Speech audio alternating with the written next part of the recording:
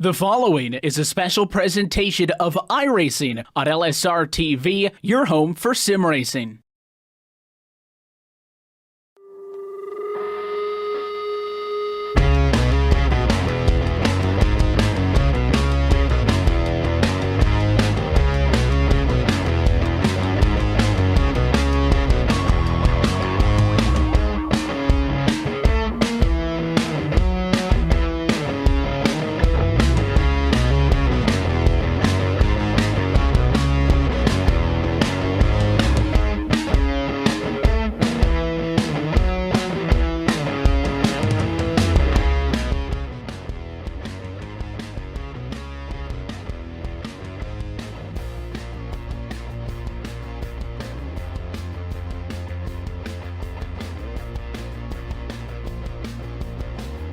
Live tonight from the USA International Speedway, this is round number 4 of the 2018 Championship Esports Association American Pool Supply Truck Series on your home for sim racing and iRacing Live. We're tonight from under the lights in Lakeland, Florida, and from the USA International Speedway, we say good evening sim racing fans and welcome to tonight's Hall and Eggs 200. Happy that you're with us on Sunday night, Easter night. Hope everybody had a good day, and we're happy that you're sticking with us at iRacing Live this evening as we go racing for 200 laps of some short track action as we mix things up. And we'll walk you into tonight's broadcast as we get set to go racing for a total of 150 miles tonight. Myself, Evan Pasoko, alongside with Trevin Valderrama upstairs on the call. Downstairs is, as always, the lovely and talented Cisco Scaramuza, twisting the dials that are bringing us to you this evening. And Trevin, coming off of the opening 2 weeks of this championship, Daytona and Las Vegas, a big track and a track that's bigger than this, but right about there in the middle, those intermediate racetracks are going to make up a good little bit of this calendar, but very different here tonight as we come to a USA International Speedway that is very much known for not truck racing, street stocks, modifieds, you name it, but these big old NASCAR trucks are going to be out there to be a fun one tonight for 200 laps. Yeah, it's definitely a different track from what they've been racing on before. You know, you've got a really paperclip style track right now. You have a different kind of banking as well compared to Daytona and Las Vegas, as you mentioned. But, you know, this is one of the more unique tracks that they have on the schedule. Looking also, you got Knoxville later on, Bristol, the more, you know, known track for short track racing. But USA International Speedway, it's kind of different for truck racing, so it's going to be interesting to see how these guys battle throughout these 200 laps and, you know, find their way around each other and try not to cause as many wrecks. Coming into tonight, 2 races complete. This is the 4th on the season, though Iowa had to be rescheduled, and it'll get slotted in at some point later on in the calendar. So through 2 completed races on the season, Christian Peterson comes into tonight with the lead in the championship standings. 10 points on top of Seth the Merchant. They are your 2 winners. Peterson with a race win at the season opener at Daytona Beach. The Merchant with a win at Las Vegas. There's going to be plenty of those kinds of tracks, Texases and the Talladegas, the Charlottes and the Dovers, but we're on a very fun stretch with this American Pool Supply Truck Series, Trevin. As we come into tonight, I think the big theme is going to be talking about close quarters action. 2 weeks time, we go racing at Bristol Motor Speedway, then Knoxville, then Virginia. So we're mixing things up all across the board on the upcoming calendar here, and it is very much more of a wide open schedule, I would think, than a typical cookie cutter truck series calendar. Tonight is a good prepper for that one, because I mentioned this is a racetrack that you might be more accustomed to racing a street stock in. It's just nowhere near as wide as some of those more conventional 1.5 mile racetracks. So funning for space going to be a big thing, which means that the qualifying session that the drivers are wrapping up right now is going to be a big step in the right direction if you want to find victory lane or even just get out of here in one piece. Yeah, absolutely. I want to touch on that one fact that you were saying. This track is not as wide. Keep in mind, you have 35 trucks in this grid, so it's going to be hard again to find space to get around them and try not to get in the quarter panels of them to make contact and probably turn them around. It's going to be really hard, and they have to keep their emotions stable as we go around through this short track. You know, short track racing, you know, it's really difficult to keep your temper cool, but these guys, I've watched them race, they've been pretty good at it, so we're gonna have to find out to see throughout these 200 laps. And of course, it is a long race distance total. If you look at the timesheets, it might not be that bad. Most of the qualifying times in the low 21 seconds, but that is a lot of quarters that you're going to have to navigate through. Straightaways do give you a small opportunity to catch your breath, but it is going to take a race here tonight that you have to be up and on the wheel, elbows up, start to finish, if you want to get the third checkered flag on the 2018 season. That being said, now we go trackside as qualifying has drawn to a close, and we take a look at tonight's LSR TV starting grid. Mentioned your championship points leader, winner from 2 weeks ago in Daytona, Christian Peterson, starts tonight on pole position with a 21.209, over a tenth of a second faster than the next closest truck. Brandon Wilkinson will start tonight in second. William Roberts Jr. third, Matt Tucker fourth. Make up row 2 with William Kemp rounding out your top 5. P6 goes to Seth the Merchant, and Devon Morgan goes to P7, P8 Tyler Dalton, P9 Randy Yoakum, and running at your top 10, Tommy Ryan. Continuing on through back to row number 6, 11th spot tonight for Jerry Adams. Sean Theodore will start in 12th. James Carhula, Dwight Beverly make up the duo on row 7th and 13th and 14th positions respectively, and David Akello midway in P15. P16 goes to Matthew Murphy. Kenny Lowry goes to P17. P18, Travis Powell. P19, Dustin Dean. And P20, John Lyday.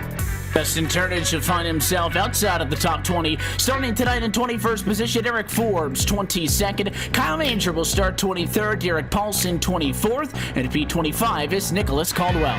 P26 goes to CJ Mason. The 07 of Bo Givens goes to P27.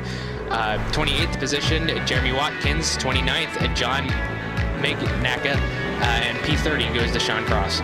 It'll be Tyler Lugo Vickery back in 31st position. 32nd is Billy Turngate. Tom Morano in 33rd. He was the final truck to take a time in the qualifying session. That means provisionals will go to Paul Henley 34th and Timothy Adams in 35th position. I thought I did see a couple of trucks rolling off from pit road. It looks like just William Kemp, who was supposed to start in 5th position tonight, was not able to get himself onto the racetrack in time. So as the field paces around and gets the one to go, Kemp will have to forfeit that number 5 qualifying spot. So everybody on the inside of the racetrack is going to slot up one row, which is in effect 2 positions. So 7th place starter Devin Morgan will effectively start in 5th. William Kemp, who has a fast race car, no doubt, is going to have to hope that he can maintain lead lap status by starting late and from the pit lane, and then try to work his way back up to the front over the course of what is sure to be a long and grueling 200 laps of action. But as always, as the pace car heads down and in,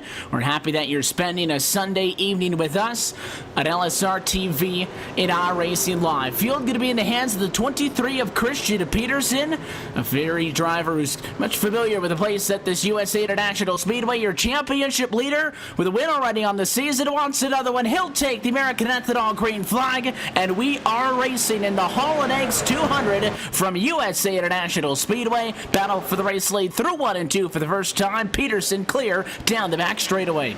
Wilkinson gave him a good run for his money, but Peterson just had a great entry on that and great exit. So, Peterson's been steady all year long, and he's, your championship leader. So I'm looking for great things for him coming tonight, going down into the turn number 1 on lap 2.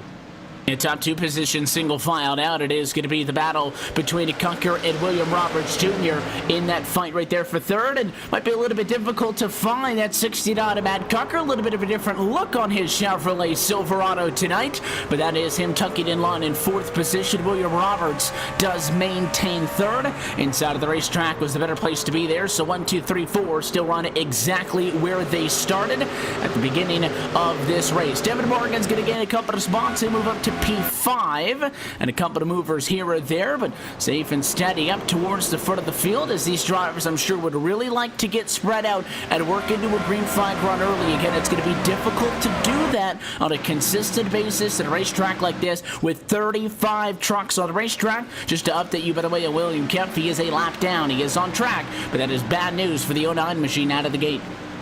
Tommy Ryan in that number 6 machine made quick work of Tyler Dalton on lap number 3. So now he's up to P7, starting P10th.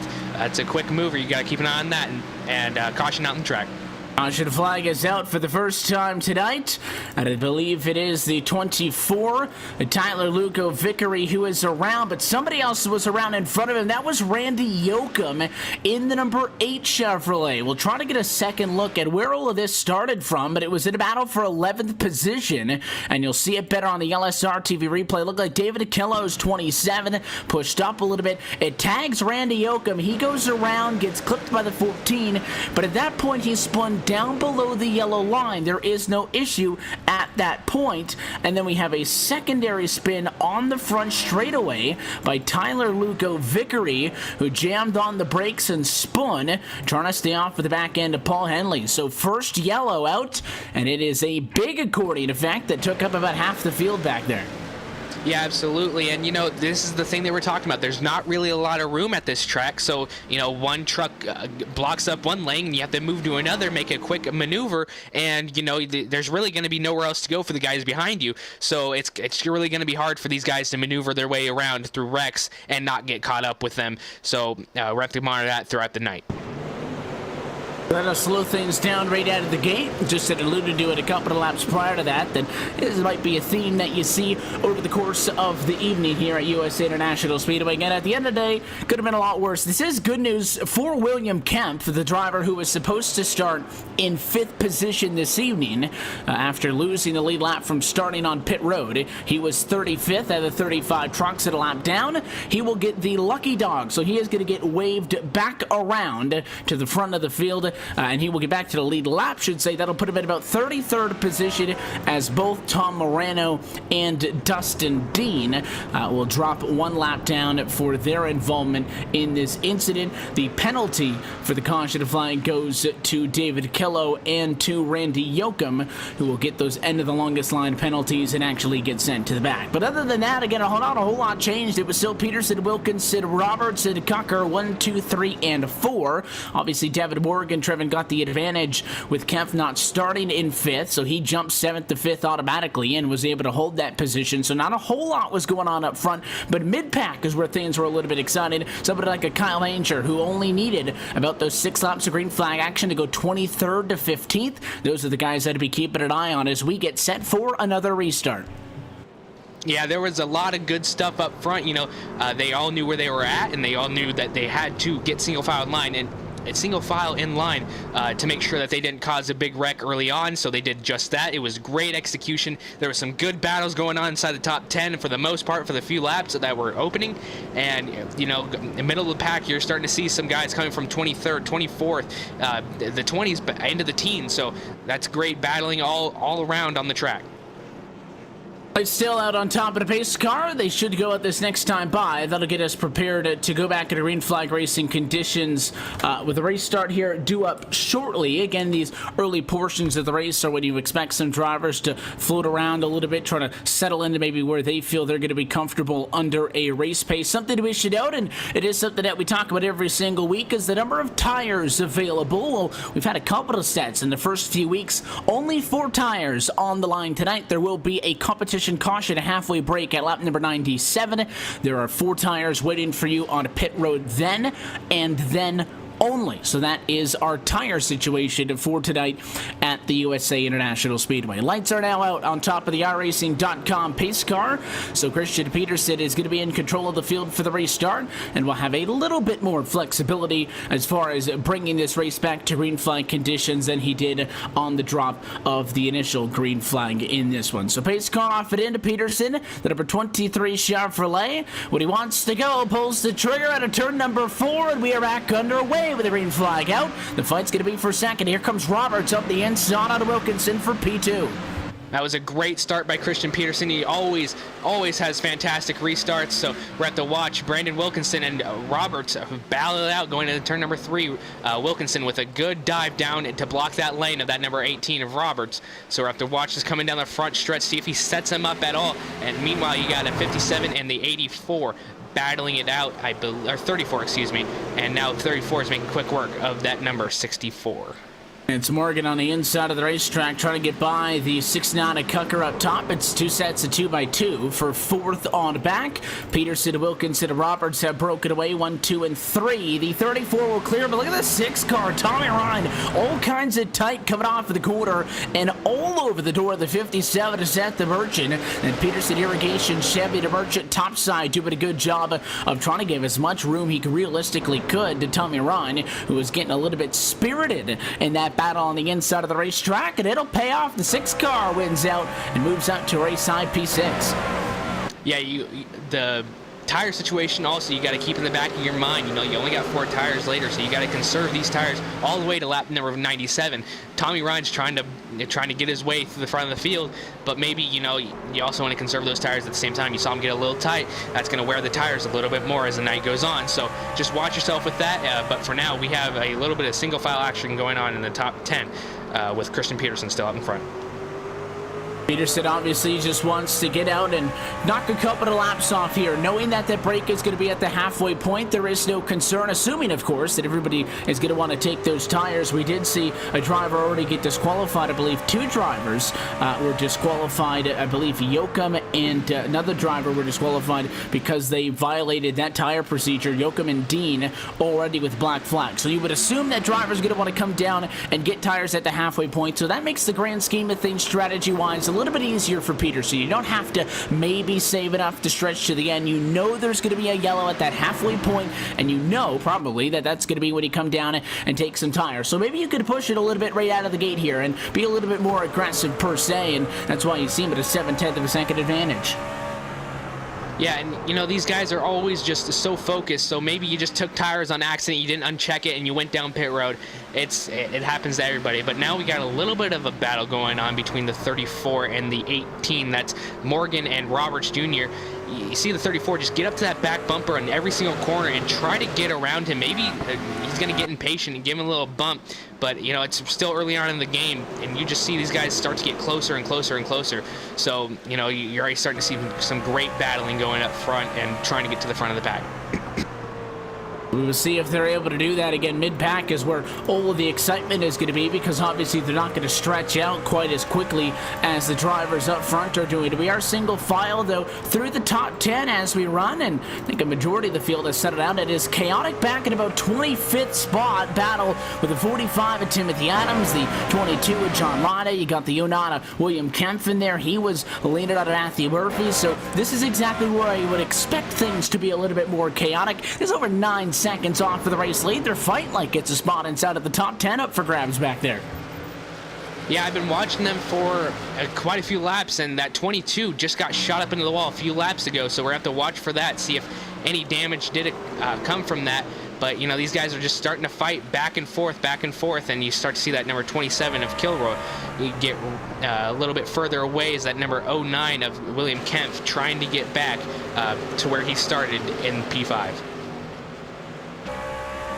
Obviously, don't want to lose any positions. Only driver who has dropped out of the top 5, or rather top 10, I should say, for after starting. There was Yoakum, who got the penalty. William Kemp has done a good job to get back up to 25th, but again, started from pit road really doesn't count. So other than penalties, everybody who started towards the front is still doing a pretty good job of hanging on to that. I think there may be a challenge not all that far away here in this group between the 69 of Cucker in 5th, Tommy Ron in 6th, and Seth the Merchant in 7th. Typically, when you see a couple of fast cars stack up on one another here, it means somebody's just a little bit off, and very rarely do we ever associate something like that with Cucker, but the 6 and the 57 are all over him, and could see something brewing here shortly, because yes, you do want to find a decent balance. Don't force the issue, keep the tires on you, but the longer you sit behind somebody that you might have an edge over, the further and further you're falling behind. These are drivers that are already finding themselves 2 seconds off for the race leader, just over 10 laps since we restarted this race, so obviously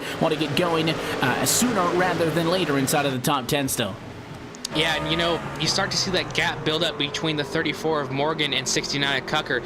You know, obviously the 69 is really starting to lag a little bit, so Tommy Ryan can see that, and I can I believe he's starting to get a little frustrated, and just trying to make his way around. And as you said before, trying to conserve those tires as much as possible. You still got quite a few laps going on before you can finally take the tires, but these guys are doing a fantastic job and able to keep it straight for the most part. As you see the 34 underneath that number 18 of Roberts going into turn 3, you see how this works out. You see those two lines really prevailing, and maybe a little bit of contact. No, he was able to keep it off, but you can see these cars getting a little bit tighter. Exactly what you would expect as the tires begin to slot off. Haven't lost a ton of time as far as comparing lap times right now to the times that drivers put down in qualifying. And of course, qualifying trim going to be able to knock out a little bit of a better lap. But Peterson right now running about 0.6 of a second per lap off of his pole time. We'll expect that to slide a little bit more as tires begin to wear. At a place like USA, we'll check them out though. Caution flag is out for the second time this evening. As the lights come back on top of the pace car, and we'll do our best to find where that yellow flag came from. The first yellow on the night actually came from the tower with a couple of drivers that had gotten turned around. This one, I haven't been able to find the car involved in this one yet. We will see. It looks like it was Sean Cross in the 83 car who spun out, and that would be a single truck accident. Cross was running in 26th position when he lost it on his own coming out of quarter number 2, it looks like. Yeah, and I was watching Cross earlier, actually. I was going to make a point because he had a little bit of back-end damage, and he was falling back very, very quickly, and it was just really odd to see that happening. But now we're taking a look at the replay, and you see him just coming into turn number 1, and, these aerodynamics are really important for trucks and any sort of race car. So you just see him get a little bit loose coming off the corner and just slam into that inside wall, and that will just add more insult to injury on his night.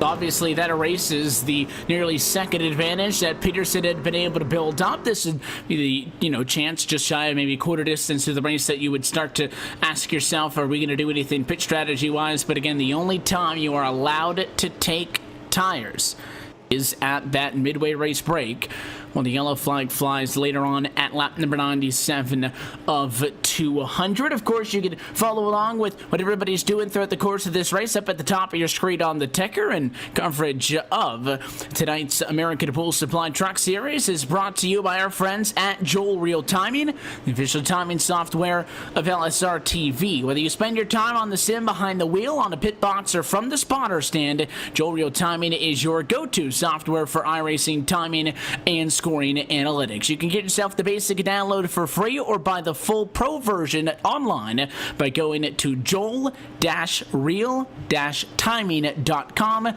for more information. Joel Real Timing is the official timing sponsor of LSR TV. Working lap 31 of 200 in the Hall and Eggs 200. It is Christian Peterson leading this race with Wilkinson and Roberts 1, 2, 3. None of that has changed. Devin Morgan, though, making a splash, moved himself into the number 4 position on that last run. Trevor up 3 spots after starting 7th. Outside of row 2 might be a little bit of a tricky spot to start in, but we'll see if he can continue his march to the front. Yeah, Brandon Wilkinson has been staying tough next to Christian Peterson on the starts that they've had, but he's just so good on restarts. We see him in quite a few other series, and every single time he's in the lead and he gets a restart, it's just such a great shot out of the hole, and he just has such a great run going down into turn number 1. And there's really nothing that you can do going into turn 1 except for sit back and wait. So you gotta pick and choose, and maybe just hang back a little bit and wait for to cross start finish line, jump down right behind Christian Peterson and try to set him up going into turn number 1. But you just gotta be a little crafty with this guy because he's really good on restarts. And of course, when you're the control chuck for the restart, you have a much better opportunity to just get clear even before you worry about getting to the start-finish line. That's where 3rd is a pretty good place to be. We saw a good jump at a Roberts to get a nose to the inside of Wilkinson last time. Wasn't able to do anything with it. But again, from when the pace car comes down pit road to when that green flag actually comes out, which will be just after the trucks pass that white line you'll see on the asphalt coming out of turn number 4, that is when the 23 has the the opportunity to put the right foot down and take off. So we will see if Peterson mixes us up a little bit, or if it ain't broke, don't fix it. Stay with the same strategy. He had about a car length gap to turn one the last time when he jumped after about a 2-second hesitation. Pace car down and in. We wait for Peterson. Look for Wilkinson up top to try to time it. Can't do it. And it's another good start for Christian Peterson as we're back underway. Now you see William Roberts Jr. in a great position right there in P number 3. You know, maybe you just had to step on that loud pedal a little bit quicker, but now we have 2x2 for a few rows, and you see the 34 get to the back bumper of, that is Brandon Wilkinson, and now Brandon Wilkinson able to secure his second place position. Wilkinson again with the defensive move. The 18 Roberts Jr. now just wants to be able to get his spot back in line. Devin Morgan on the unfavorable outside line of the racetrack, keeping her nose up there, and why not? Just apply the pressure and see if you can get anything cooking on Roberts, who you have currently pinned down on the inside of the racetrack. Morgan was really aggressive, and there's going to be contact off between those two as Roberts went wide off of the turn, and side by side and now beating and banging in the fight for third. Roberts gonna finally clear on that time, but a little bit of a bobble. Morgan's still there. It's on. Third on back. Throw a blanket over top of him. And now you see the number 34 of Morgan really getting a little bit, overzealous now. He threw it in really deep in turn 3, and that really washed his car up the hill. You see him do it again, and you see the car just start to go up, and that gives Robert Jr. a really good run going out of the corner, but you just got to find your way around it, and he's going in deep. Now keep your eye on Tommy Ryan. He's really working his way up from P10. He's up to P5 right now, maybe making it P4 pretty soon. And he's somebody else as well, and obvious with that 6 machine up top, who had to start on the outside of the racetrack. He was on the outside of row 3. You would think the bottom's the place to be. At least it was very early on, but that's now the second spot. Now the 18 William Roberts Jr. has lost to a truck up top. Morgan to 3rd, Ryan to 4th, and Matt Cocker wants to go up to 5th, and it is not going to let up anytime soon after the 69, the 57 right there. That's Seth the Merchant in the red Chevrolet. A winner of this season, the 18 Roberts tied again. Cocker gonna get on by. DeMerchant gonna almost clear him into the corner, and it's gonna go from bad to worse for the 18 machine. William Roberts Jr. He'll lose 4 spots in all. You can see him struggling to get to that high side a little bit more and more as the race goes on. But, it's just hard to get up there. As then 57 is Seth the Merchant, tags the wall a little bit, able to keep it under control. Now we have a yellow flag out in the track. Third yellow flag on the dot. It'll interrupt that battle when I think that no complaints from William Roberts Jr. Problems with Timothy Adams. I saw the 45 truck down in Victory Lane. It's a little bit early for that. It was not an intended trip down there. We'll get a second look at this one. And this is basically what could have happened in that fight for 4th and 5th a few times as the see contact with John Theodore and Timothy Adams. It was that 84 on the inside who just got tight, Trevor. We saw a lot of that in the fight we were watching up front. Although this time, as opposed to contact where it was right on one another's door, the main point of contact was the left rear of Timothy Adams's Hot Wheels Toyota Tundra, and it turned those two trucks around. Very lazy spin. They did both get into the inside wall. Not much of a runoff, and the grass makes it pretty difficult to lock them up and stop. But a relatively small accident for 2 trucks outside of the top 20 to check us up again. Yeah, you got to be careful with what you see coming out of a corner. You see a car up high, you don't really want to be battling so hard, but you just sometimes just find each other in the corner exit and get together, and this is the result of what happens. And maybe we're starting to see a little bit of tire wear going on as well, especially with those cars that are spinning out. The stop and start is definitely going to help drivers who are trying to inch themselves forward. A big name, obviously, Tommy Ryan. He was at a race high P4. But how about Kenny Lowry, a name that we really haven't said all that much about? Started this race in 17th spot. He's up tonight. First time cracking the top 10 tonight. And he'll be on the inside for the upcoming restart, which 10 laps ago I would have said is a good thing. Now I'm not sure, though. I think it's pretty much a toss-up. Yeah, short tracks, always anything can happen here. And I love that they threw this track into the mix on the schedule, because it's really going to throw a wrench into these drivers. They come from tracks that are intermediate and a super speedway to this, and it's really, you can see it messing with their heads a little bit, trying to get a feel of the track. It's not just your typical track that you go to on the servers. They threw this in, and I commend the driver or the admins doing this, because you don't, like you said earlier, you don't see this on an average cookie cutter truck series.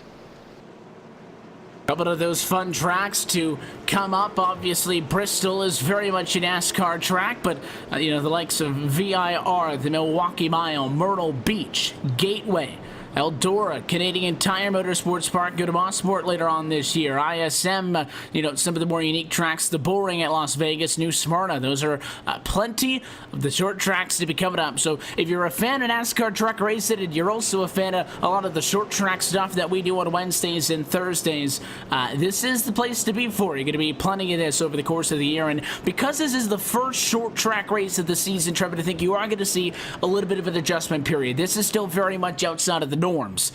Talk to me in 3 months when more than half of the tracks are going to be short tracks and you've got a couple of under their belt. I think it'll be a little bit different. That transition period will have passed. But right now, I think drivers still trying to find their way through this kind of a race. Oh, absolutely. And, also you're going to start to see the same thing happen when they go to dirt track racing, because they have a few of those tossed in on the schedule. You have Knoxville, April 22nd. That's going to be another adjustment period that they have, going from pavement to dirt. And that is just going to be exciting to see. And then right after that, you have Virginia International Raceway. So that's going to be also another adjustment period, going from dirt back to pavement. So it's just a very interesting schedule all the way around, and it's going to make really tough to win these races and really tough on these drivers to show what they're made of. So coming out of turn number 4. His car off and in. It's another good jump for Christian Peterson as we go back green flag racing from Lakeland to Florida. The 23 truck clear, and with a little bit of assistance, Brandon Wilkinson defends second as he slides down to the inside of the racetrack. So the fight's going to be for third. Inside Devin Morgan, outside Tommy Ryan. The 6 truck wants another one as he tries to get up to third for the first time tonight. Tommy Ryan has been absolutely dominant all night long, and he's not giving up now. He's going on that now preferred racing line on the high side. We're starting to see that prevail a little bit more as the night wears on. So, once it gets rubbered in a little bit more, you're going to see a lot more cars jump up there, but you still see that number 34 of Devin Morgan trying to hang tough on that low side. And now you see the number 57, Seth the Merchant, wanting to get a little bit in on the mix of things, and Tommy Ryan able to clear him going down the front stretch. Let's see if Devin Morgan's got anything for him. He does not quite, possibly, maybe, yes, he does get back below that quarter panel, but let's see what goes on in turn number 3. He's going to be able to clear him a little bit. Maybe, yes, and that's another position for Tommy Ryan, now up into the top 3. And that was one of those situations where you give him an inch and he'll take a mile, because Tommy Ryan was clear of Morgan, and the 34 dipped those left side Goodyear Wranglers down to below that yellow line, hooked it up a little bit off of the corner, never really established full position, but was kind of playing chicken with the 6 of Tommy Ryan, daring him to come down, chop his nose off, and go for a spin. So I like that Tommy Ryan wanted to get ahead of the curve and drove it in hard, came down and win that fight for third, but a yellow flag is out there, scattering on the front straightaway. A couple of trucks into this one. Big issues, all starting with the 84 machine of John Theodore, one of the trucks involved. It looks like the worst of this, though, going to go to Bo Givens in the 07 Silverado. We'll take a second look on the LSR TV replay, Trevin. Another one of those cases where the truck on the inside, in this case William Kemp, rolls back into the gas too soon, goes right up the hill into the 07, and unfortunately he was a ping pong ball for half the field. Yeah, and as I was saying earlier, once you get a 2 lanes blocked, there's really nowhere else that you can go, so it's going to turn into a parking lot. As you saw, it was still a parking lot when they came around on that caution lap. So these guys have got to be more aware of their surroundings. I know they're digging hard, but it's only lap 51. You got 150 to go, and these drivers all want that victory at the end of the day, but keep on racing hard and keep on you see just goes up into him a little bit more and sends the 07 into the wall. So gonna be a hard night for them. And now almost seems like you get into a little bit of a slot here. And again, you have to think of the grand scheme of things. 200-lap race, yes.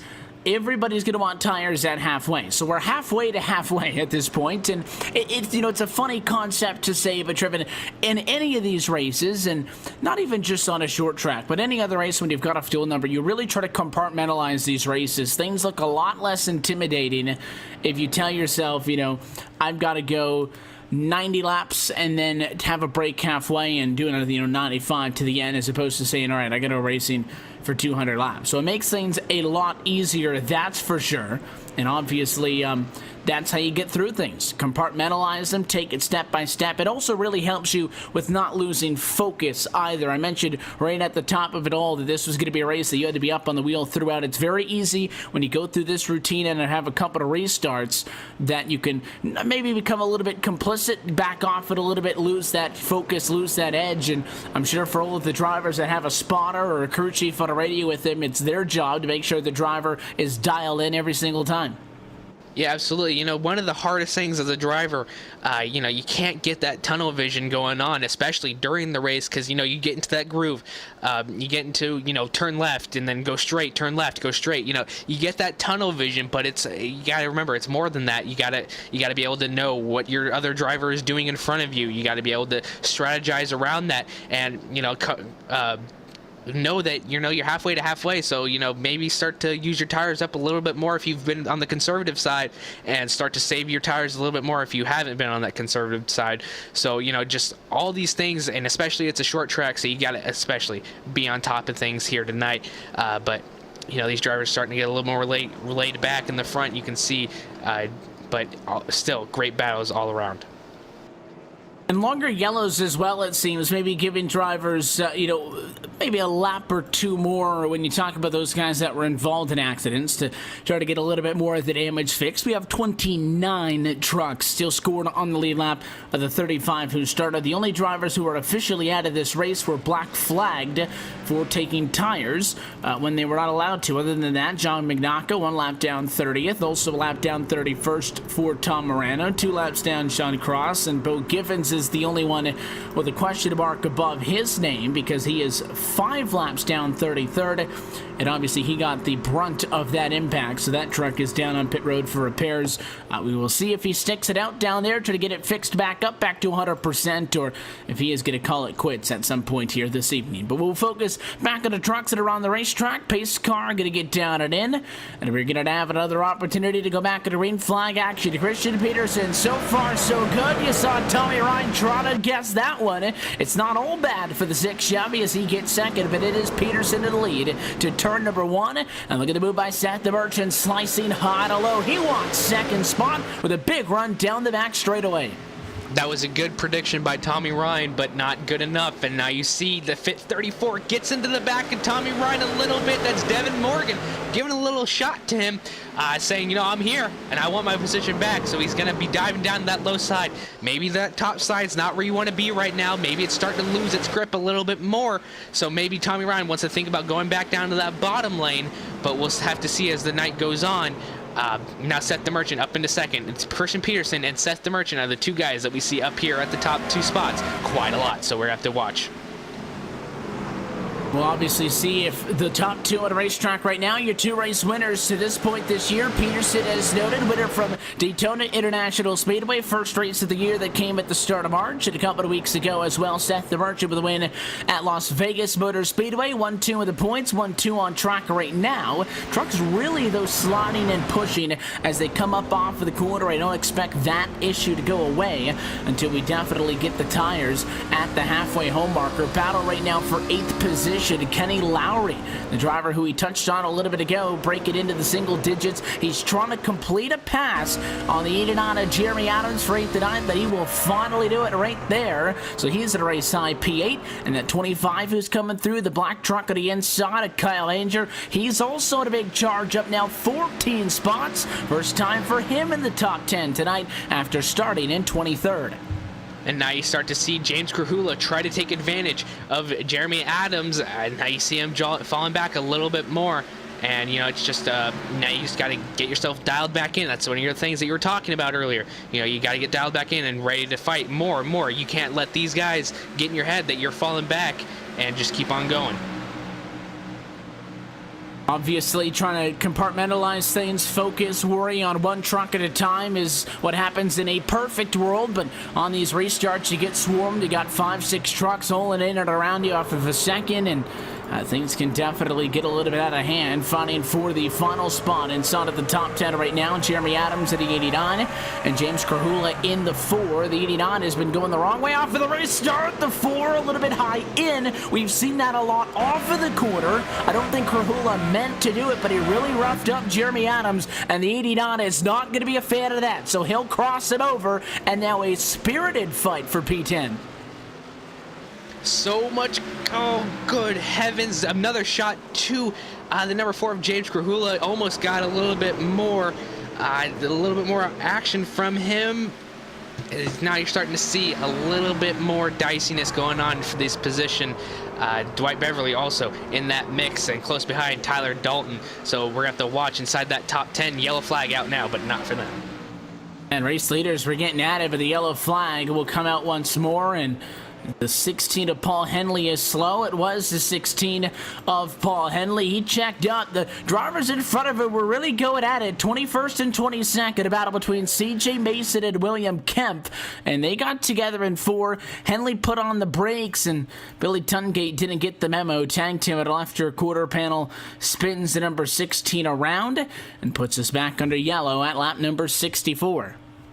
Yeah, you know, you're just going to be seeing a whole bunch of contact all night long. You know, it's short track racing, but you know, you got to keep that contact down to where you can handle it also, because you know, you're going to start to see these cautions come out a little bit more as the night wears on. But we're going to have to see how they go. We'll see how it continues to play on. Closing in on halfway home for the USA International Speedway. We'll take a quick opportunity to step aside and go LSR TV non-stop so you don't miss a thing. We'll be back in a moment. Your championship leader, Christian Peterson's looking for win number 2.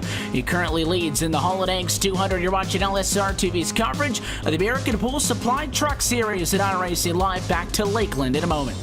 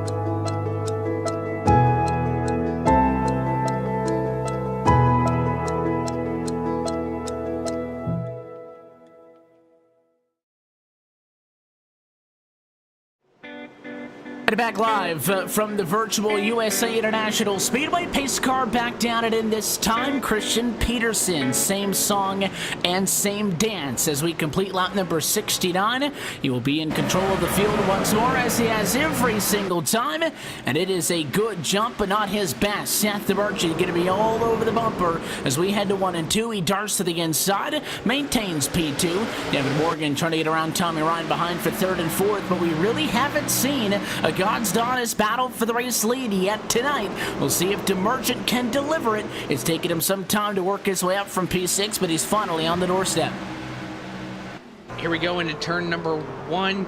Seth the Merchant trying to look for that race lead. You can see him closing a little bit more and more and more. This is the closest it's been all night long.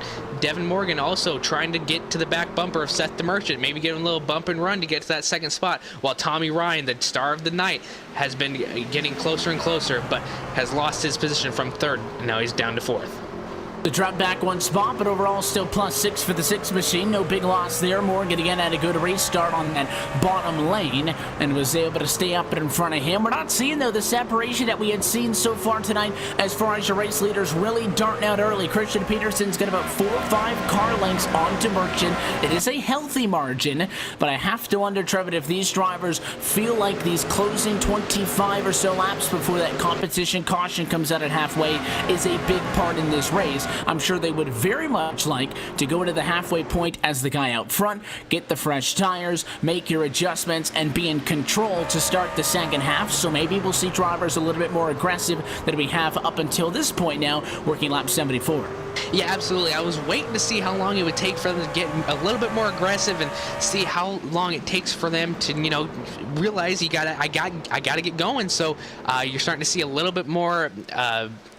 Maybe a little more oomph from the 3rd place trying to get to that 2nd place position. But we're going to have to watch as you see the 34 trying to do what Tommy Ryan was doing earlier and try to use that high line to his advantage. We'll see if he can as the lines have started to adjust a little bit. One thing we are also seeing is a little bit of rubber getting put down on the racetrack. You can see it on some of those onboard shots on the inside. And obviously the longer this race goes on, the more spread out that rubber is going to be. That's why the outside lawn becomes more and more of an option as this race continues to go through. But only being about 25 laps from halfway, I don't think you should really risk that truck at this point, knowing that a break is shortly on the horizon, especially as well if you consider the fact that, well, hey, based on the yellows and the green flag runs tonight, might not be going any more than 25 laps at most, regardless of that scheduled caution break at the halfway point. There was a couple of fights to the tail end of the top 10. Those have settled down just a little bit, so single file 1 through 10 at the moment. Battling still going on throughout the field. One of them in a fight for 17th spot. How about Derek Paulson in the 5 truck? Doesn't look like it with both front and rear end damage, but he hasn't had a terrible night. The Pentair machines gained a few spots, lost one there to the 09 William Kempf, and a little bit of an aggressive block of the 87 machine. Not going to matter, though. Caution flag at lap number 78 slows us down. And I believe it might have been, no, not Sean Cross. He's clear in the back, but it was spinning in front. Timothy Adams, 2nd time tonight. The 45 has been in it. Especially when you get that 2nd time or that 1st time you spin it out, it just gets in that mental mindset like, I got to be careful. I know that my car's a little bit more fragile, and, now you do it for the 2nd time, and you're just kicking yourself, and, you got to get ready for the rest of this race, and you know that you only have about 17 more laps until you can get fresh tires, so just conserve them until then, and you'll be set to go for that 2nd half, and maybe have a different strategy on how you're going to be using those tires during that 2nd half. And obviously, tough break there, but the drive at the inside of the racetrack getting in a little bit too hot, but a recurring theme over the course of this evening's race. A lot of drivers, I'm sure, you're not going to be able to get a lot of damage fixed if you're only in there for, the 14 or so seconds that it would take to get the 4 tires and fill them up. Obviously, these NASCAR Camping World trucks obviously complete a full cycle of service much faster than something like a street stock would, so you don't have as much time as you would want, I guess, typically expect at a race here at U.S. International Speedway, but to get a couple of things fixed up, but again, I mentioned as well, maybe get some adjustments made, things that you've been taking note of over the course of the race, but I really think you're hanging out, if you're not up front, because I still think that having the lead spot coming into the pit stops is going to be critical. Now, we've seen many a times, if you're second, if you're third, and that's well within striking distance of taking the race lead on pit road, and that's big as well. But I think if you're anywhere outside of the top 10, 10th through 25th, you're kind of working in garbage time at the moment. I don't think that 1 or 2 spots is going to make a huge difference at halfway, and I don't think you should wreck your truck knowing that you're going to have an opportunity to come and service it in 15 laps. So for them, I think, take it easy, protect your equipment, get to halfway. By the time this race restarts after that, we'll start counting down towards the end. That's when you can flip that switch. But I think you have to manage that aggression still. I absolutely agree with you 100%. You know, just save your truck for that second half, and maybe you'll have something to run towards the front with while watching these guys up at the front battle it hard and get a little bit more contact in them. But, you know, these drivers all are just trying to get to that front and trying to get there as quick as possible. You know, maybe their mental mindset is, you know, once I get up to the front, or the closer I'll get, the better tires I'll have, and then I'll be able to be in a better position to get inside. And maybe it's just lane preference that they have. You know, you want to stay in an odd number spot to get to that bottom side, or that even number to get to the top side. You know, it's all variables according to each driver. So it's an interesting way that they have this laid out, because now you know what lap you're going to be able to get tires at, and what lap the caution is going to come out, and everything's going to slow down and reset itself for those final 100 laps. Earlier in this race, Randy Yoakum and Dustin Dean were hit with a black flag for taking tires. Again, only allowed to service your vehicle tonight tire-wise under the caution at midway. Well, Sean Cross made that same mistake, accidentally took tires under this yellow, so he has as well taken the black flag. It has been disqualified from this race. He's not going to go all the way back because Bo Gibbons, who I mentioned, was on pit road and heavily damaged. He's not currently on track. If he gets on track, he might pass Sean Cross, but it looks like Cross right now is going to line up with about a 32nd place result. So 3 drivers have been busted for violating that rule so far here tonight from USA. Something tells me that they will not be the last ones to. Pace car down and in once more as we get set to work lap number 84 of 200 for the USA International Speedway. Big change up here though. Christian Peterson to the outside of the racetrack is teased into Merchant with the inside as we go back underway to turn 1. The 57 might have been able to force the issue, thinks better of it, and the top 5 single file to turn 1. First time tonight we've seen that much accordance. Yeah, absolutely. And you see Tommy Ryan back in that top 3 position. So let's see if he can give Seth the Merchant a run for his money. You see a little bit of a bump on that back end, trying to get Seth the Merchant to let him know, hey, I'm here. You know, 1 bump, 2 bumps, and then 3 bumps. Maybe that 3rd bump is a little bit more powerful. You see that 2nd bump right there. We'll see if he moves him out of the way, if he's just going to, you know, keep that pressure on and hopefully forces Seth the Merchant into a mistake, and we have a yellow out on the track. Caution flying back out shortly thereafter on that restart will slow him down again. And it's interesting that you see these incidents happen towards the back. There's a couple of trucks in this one. Billy Tungate was the driver who initiated the contact between he and the 45 on the last yellow. It was not his fault in this one. This all started with William Roberts Jr. I wanted to say that it was the truck on the inside of the racetrack push it up, but I'm not that sure. The 54 of Kenny Lowry, about as low as you can get, and it did push up a little bit, but I think you have to expect those trucks to merge up off of the yellow line off the turn, and maybe a little bit of a pinch by Roberts, maybe unintentional at that, but ran him out of real estate a little bit. And anytime something like that happens, Trevin, obviously it's going to be tough to avoid things, especially on these short tracks, close quarters action, inside and outside wall, not all that far apart. But right off of a restart kind of compounds that issue. You've got, 20 some odd trucks all tightly packed in together there. So most of the trucks involved in that accident after the first piece of contact just had nowhere to go. There's no way you avoid that one. You jam on the brakes, someone's going to turn you from behind. You try to find the hole, you go through the smoke, you hit another truck. That's why, though, again, try to avoid the middle of the pack as much as you can, because that's exactly what happens.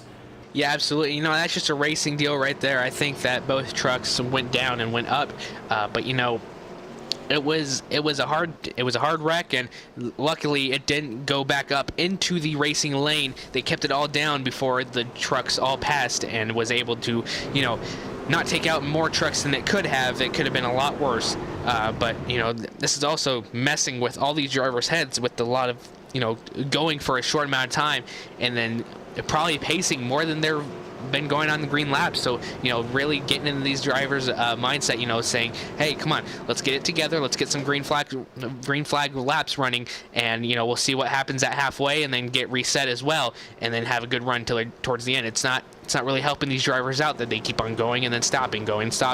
But Christian Peterson is kind of liking it as well, because he's always getting such a great restart and not really being able to get challenged by Seth the Merchant or Tommy Ryan. And they've been so close, you have to think they are, not sure, maybe frustrated is not the right word. Because, looking at the back bumper of Christian Peterson is going to get tired after a certain amount of time. But in the grand scheme of things, you're only 89 laps into 200. You're going to have the midway race break. Based on the pace that we've seen so far, I don't expect drivers to all of a sudden settle down in the second half of the race. In fact, quite to the contrary, I think the drivers are going to be a little bit more aggressive. So you're going to have plenty of restarts. I think that you have to be satisfied with where you are. The one reason that I think maybe DeMerchant or Ryan, drivers who have had to work a little bit to get up here, Devin Morgan definitely in that category, 7th to 4th, made a lot of those moves and those positions up early on, is Peterson's good on the restarts. We know that. But, Trevor, they really haven't had a big enough sample size to see who's got a better truck on 20 laps, 25, 30. I think that might be the only doubt in the back of their minds. Yeah, absolutely. We haven't really seen a good green flag run going, so they don't know what their trucks are like at, a certain point. Maybe, I think the longest green flag run we've had is probably 15 to 20 laps. But, it's going to start to wear on them as well. And, we'll see how these guys get going for these last 7 laps, or 6 or 7 laps that they have left until their mandatory stop.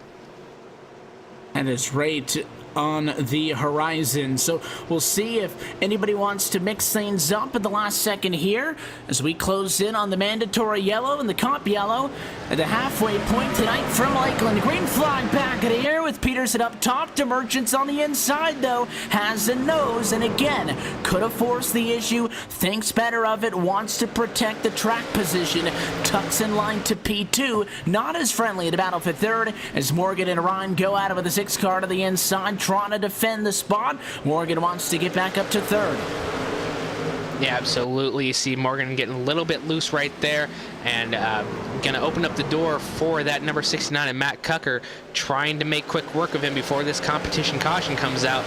But we'll have to keep an eye on that as Tommy Ryan, Seth the Merchant, and Christian Peterson all stay in line, as now Devin Morgan able to clear the threat of Matt Cucker and all single file out for the top 10. If that can maintain throughout at this point, I think if you're getting yellow before you actually break lap number 97, it would simply serve as our halfway yellow here tonight in the Hall and Eggs 200. Peterson, DeMerchant, Ryan, Morgan, Cucker, 1, 2, 3, 4, and 5, all single file. Just outside of the top 10, a fight with David Kello and Tyler Dalton. That is 11th and 12th position. And the 27 to Kello, the blue and white truck at the inside, is trying to hang on. Dalton trying to make the top side work. Not being too assertive, though. The 27 is pushed up on him a little bit. And again, do not wreck the truck this close to halfway. Yeah, absolutely. It would just make matters worse. The 19 gets up into that 27's quarter panel a little bit, but not enough to spin him out. That was great well awareness from Tyler Dalton and that car behind them not to get into a little bit of skirmish. You can see a little bit of the damage on the back end of that 19 truck, but now you see him going down. Tyler Dalton to the inside of David Killo. So we'll have to see how this works out for him. Maybe running up a little bit. No, they're able to keep it side by side. Going down the front stretch. 2 laps to go until the caution. And at this point, again, you don't even have to clear him to get that spot. Just be in front at the line. When we do get that competition yellow break, Dalton on the inside, a little bit slower off the quarter. That's where Killo could really be strong here, is off the turn to have the advantage to the line. That's why the outside has been better.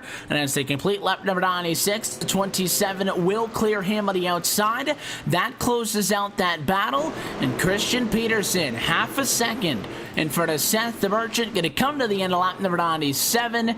And the competition caution is out. So we take the halfway break here tonight from USA International Speedway with the 23 machine who started on pole still in P1. Yeah, he's been dominant all night long, and, that's really expected of Christian Peterson. He's really made his name throughout these series, and, he's just non-stop, consistent, all race long, any series that he's in, and, he's just, again, dominating tonight, and, he's just doing such a fantastic job. And Seth the Merchant coming all the way from 6th to 2nd, and Tommy Ryan from 10th to 3rd, so you got to watch out for them, too. They're also hungry for that win. Here is the opportunity to come down pit road. This is the only legal time tonight that 4 tires are going to be offered up. Expect most everybody to take those tires, but the one factor is even something as small as a half a second mistake under yellow flag conditions with everybody stacked up on top of each other can make things a lot worse for you. You could lose a couple of spots, including maybe that battle for the race lead. Christian Peterson all the way down to the number 1 pit stall as drivers trying to get everything to reorganize, and it looks like they are going to go for those 4 tire calls. Left side going to go up on the 23 machine as well. And now that everybody has been able to successfully complete those services and not made any mistakes, race control is going to give drivers a 4-minute break at the halfway point. That's going to be huge, Trevin, for drivers with damage to get fixed up a little bit. Yeah, absolutely. I was just about to touch on that, saying, they're going to have a little bit more time to get themselves a little break, and you can see the number 33, Brendan Wilkinson, having a little bit of back-end damage, and, he's going to want to get a little bit of that fixed up before they go out in the race again. Short track really not really mattering about, damage, but, it's also good to get that a little bit fixed up so it gives your car a little bit more of a better speed count. So as everybody sits down pit road and takes service at the halfway point, we'll take an opportunity to get a little bit of that as well and maybe get some driver reaction. Let's see if we can cue up the driver of the number 23 machine on the radio. Christian Peterson, it's Evan and Trevin up in the booth. You got a copy? Yes, sir. Well, hey, so far so good for you guys. You started up front, you're running up front. A little bit of gamesmanship there. What was that, choosing inside and outside with Seth? Just tell us about how the night's been and how the truck's feeling. It looks like you guys are off to a pretty good first half, I would say. Yeah, I mean, it's Seth and I are teammates, so we're always gonna, work together at the early stages. But don't expect that come 50-25 to go. So right now we're working together, trying to stay up front, do what we got to do to be here, and keep our trucks up front where they're at, and we're doing that. So expect us to race hard later there. Obviously, going into the second half of this race, going to be the same distance you guys have done so far, but what do you think maybe might be a little bit of a different factor? Obviously, there's more rubber put down on the racetrack. Everybody's had a good little bit of time to size each other up. How do you feel like you stack up for these final 100 and what the objective and how you accomplish leading throughout to the end of this one? Because there's a lot of guys hot on your heels. Yeah, for sure. I think definitely people have gotten through, and the guys that are going to be up front are going to be here, so just going to try to keep doing what we're doing and stay where we're at. Wish you the best of luck. We'll let you take off. What we got you, Christian? Anybody you want to say hi to? Just my parents downstairs, my girlfriend, everybody else watching. Thanks. Appreciate the time. Best of luck going forward. Christian, we'll chat with you later. All right. Also see if we can get the driver of the number 33 machine on the radio here, Brandon Wilkinson, who runs in 9th position. Brandon, you got a copy? Yeah, I got you. I just had an opportunity to chat with Christian Peterson. You guys are in a little bit of a different situation, still in the top 10 spot, in a good fighting position, but you guys have dropped a little bit since this race started. What happened in those first 100, and how can you guys pick the pace back up, get back in this thing before it's all said and done?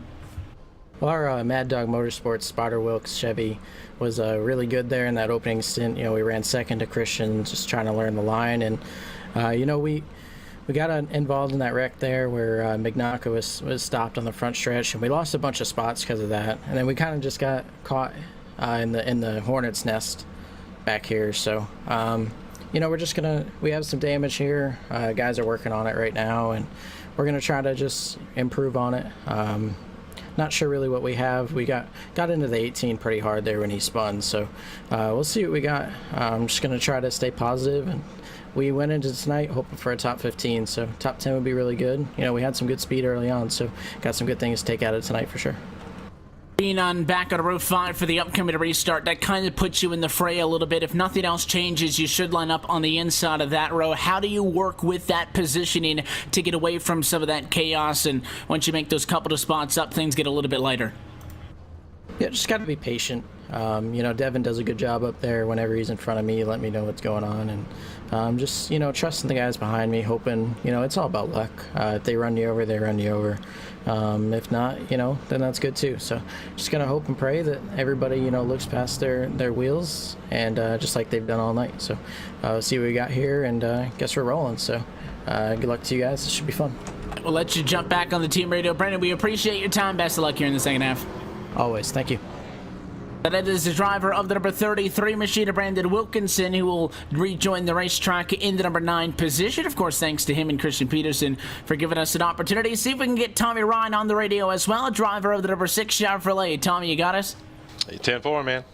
Well, they got you parked down on the inside of the racetrack, so we'll try to make it quick so you can get back to the team. But you guys have had a very good start to this race. Started in 10th, very quickly worked your way up. I know you've had a couple of fun restarts there with the likes of Devin Morgan and Matt Cuck around you guys. How's that 6 truck feeling? You don't really know what you're going to get until in the corner. I've gone in there a couple of times and it turned really well, and other times I bombed it in there and pushed like a dump truck. But everybody's up here is racing real clean, a lot of respect, so it's been a lot of fun, man. We're going to try to take care of each other here for the next, 90 laps or something, and then we're going to start getting after it, about 10 to go. But Christians and Seth here are controlling the starts. They're going to be hard to pass unless you get into them, but we're going to try to do it the clean way. How do you guys find a balance of trying to maintain the good positioning that you have while also not forcing the issue? There's no doubt everybody behind you is going to be wanting to get up and get on you, try to make a spot. So how do you maintain that positioning, be aggressive, whilst also conserving that little bit for the end in what is sure to be a exciting 75 laps until we get down to those final few that you were talking about? Hey, just honestly, man, just hitting your marks. Don't get over aggressive. Make sure you're correct, man, when you get in the corner, and don't do anything stupid to tear your truck up or tear somebody else's night up. So we're going to dig, man. We're going to see what we can do. We'll let you get out of here, Tommy. Well, we got you on the radio. Anybody you want to say hi to? Oh, yeah, man. My sponsor, he's back there, DJ Beverly Coastal Safety Auditors, and his dad, Kenny Rogers, watching the race out there. So, Kenny, good to see you, and y'all have a good night. We appreciate your time, Tommy. You're going to be restarting this one in 3rd. Best of luck. Hopefully we have an opportunity to catch up with the post-race. Yep, 10-4, man.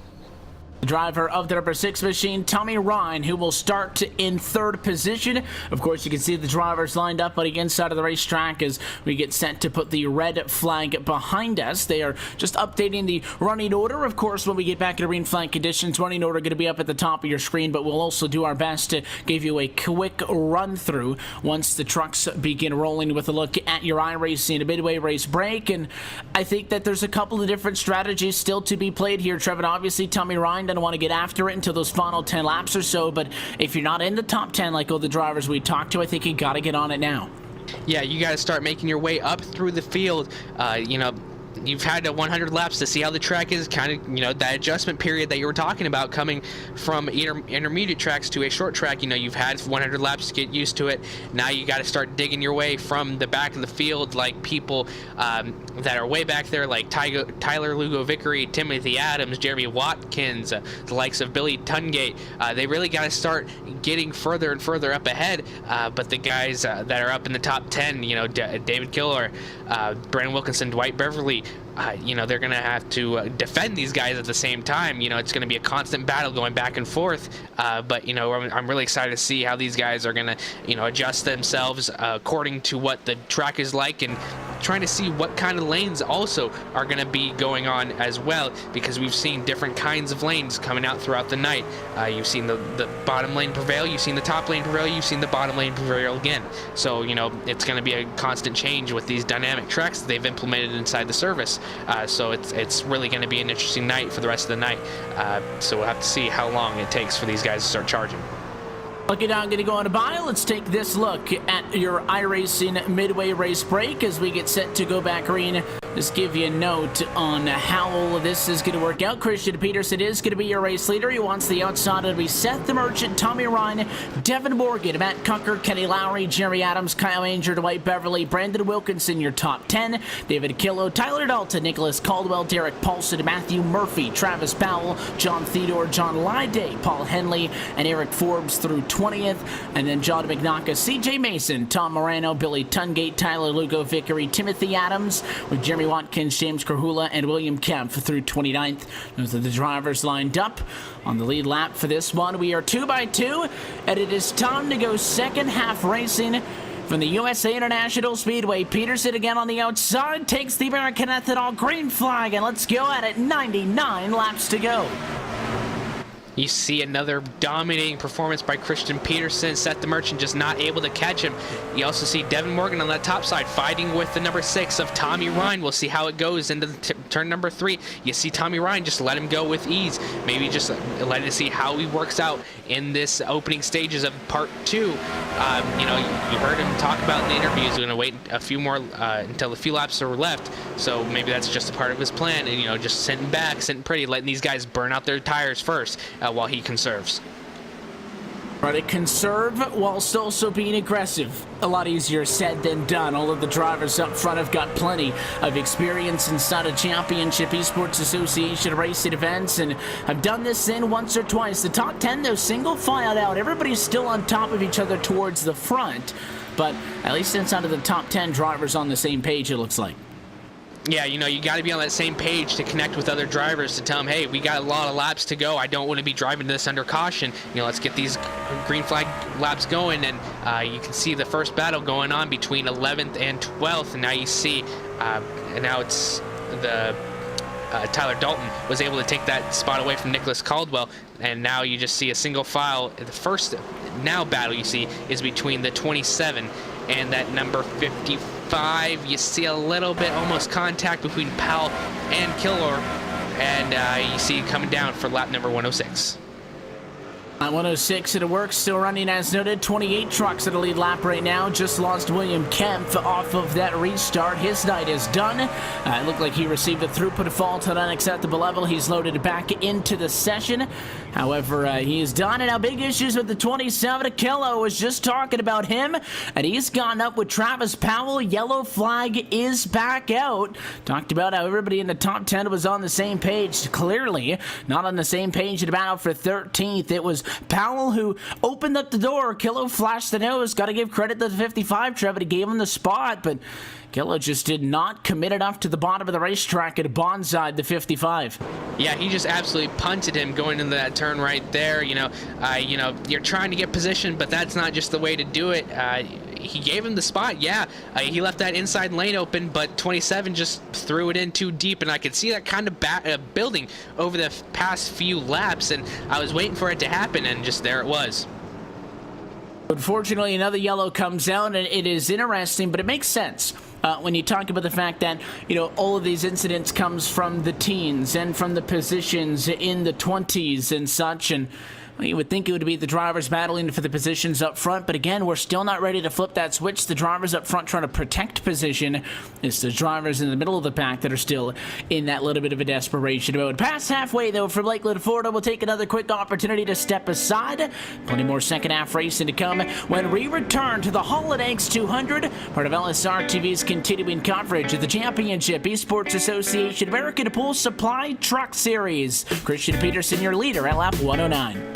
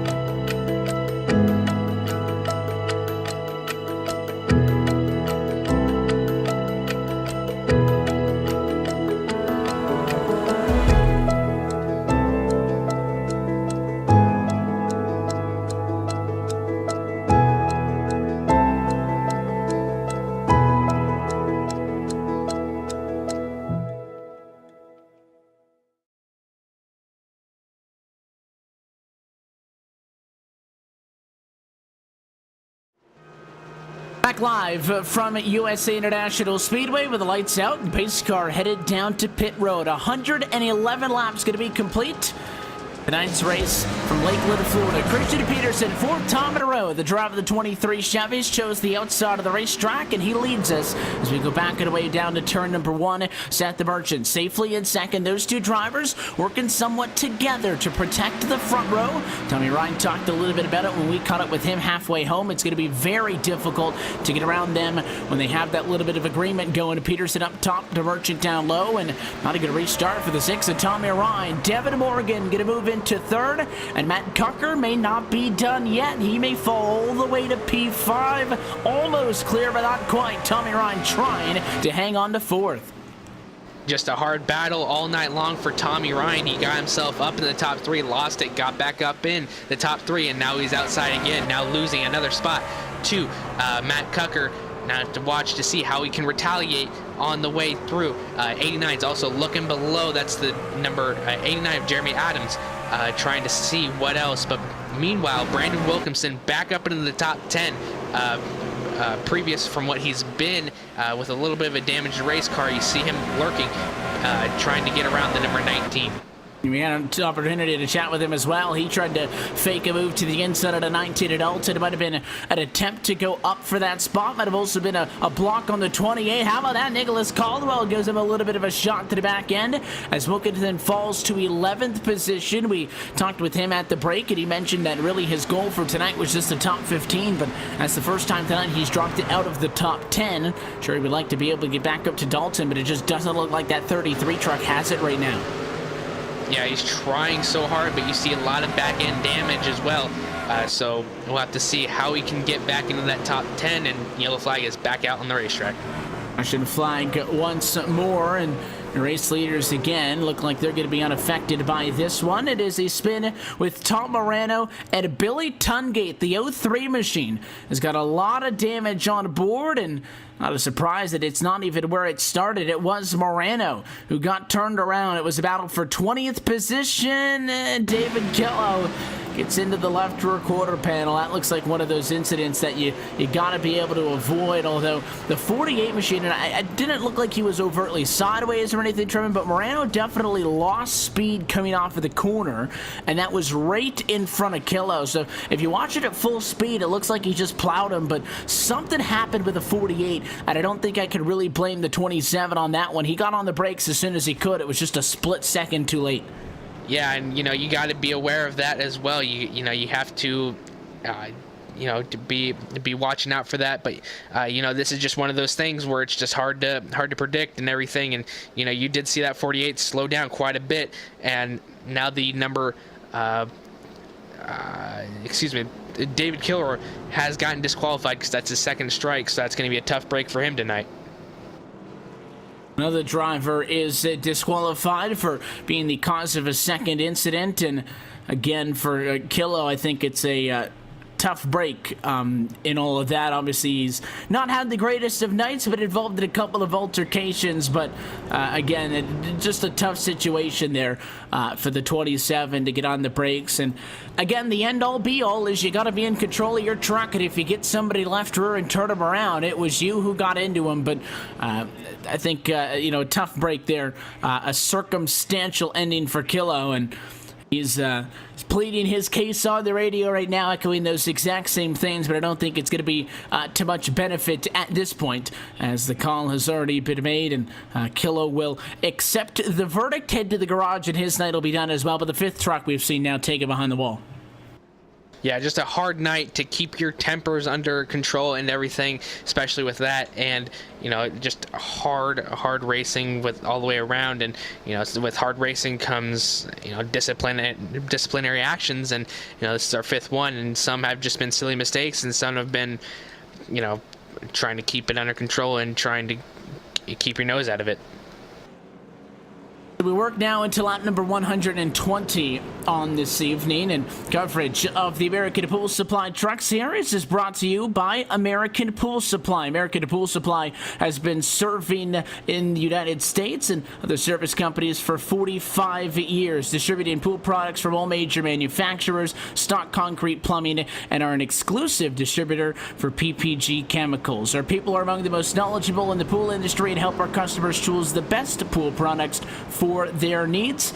They're also a foundation for the pool business in all of the customers that they serve. So big thanks again to American Pool Supply, title sponsor of the Championship Esports Association's American Pool Supply Truck Series, for making all of this possible. The pace car going to go down and in, and every time you get a yellow now, you're taking a significant portion out of this race. 4 laps gone here, 4 laps gone here, and you start to run out of time, as this one will come up now with 79 laps to go from U.S. International Speedway. Just a smidge over 30 minutes left on the timer. This race does have a 1 hour and 45 minute time clock. The 23 of Peterson wants the outside again to Merchant on the inside, and they'll go side by side to turn number 1. Look for Peterson to clear. The 57 lets him get down to before the quarter, and another well-executed move by those two to protect the front row.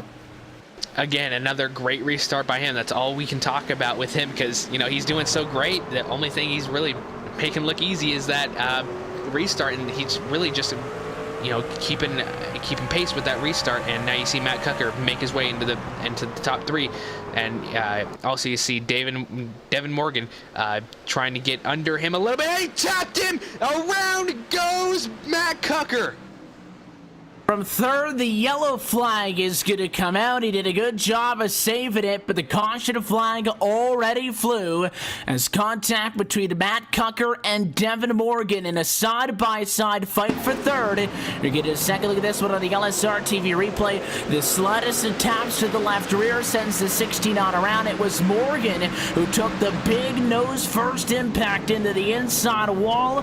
That's where the yellow flag will come from. Cucker keeps on going, but he'll lose a couple of spots up front.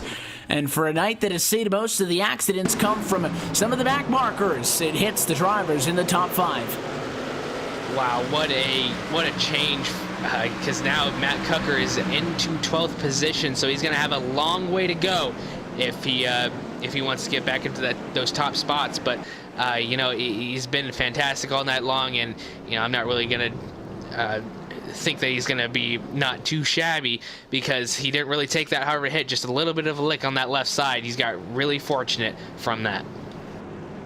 Yeah, I think at the end of the day, it could have been a lot worse, and the big thing for Cucker in all of this is going to be obviously losing the track position, because it was in a very good spot, obviously, and after the incident, his truck's not completely torn up, but I think the sim is going to score him in 12th position, which is where he finally got back up to speed. So yes, your truck isn't that badly hurt, but your truck is hurt, and now you're in 12th. I think that truck, Trevin, at least just on the cosmetics, and again, sometimes it can be very difficult to look just at body damage and figure out just how hurt somebody's truck really is, but that doesn't look like a truck that's going to be able to waltz from 12th back up to the front in the final 74 laps of this race. So then you got to make a decision. Well, do I need to come down and get this truck fixed? Can't take tires, but I can get it fixed a little bit. Well, then you drop down outside of the 20s. So Cucker's in a really tough spot here after that. Yeah, it's really tough for a racer to decide, what are we going to do right now? I don't really want to test it a little bit more, but, you got to do what you got to do, and we'll have to keep an eye on him throughout the rest of the race and, see how it works. You got a little bit of cosmetic damage, and, it's going to be hard for him, but we'll see how it works out as well. We'll have to watch him on the restart to see how his truck works around the other trucks that are out here tonight. But with that, we still have quite a bit of racing to go, and we're gonna have to start talking about that clock on the 1 hour 45 minutes, because it's starting to close in a little bit more.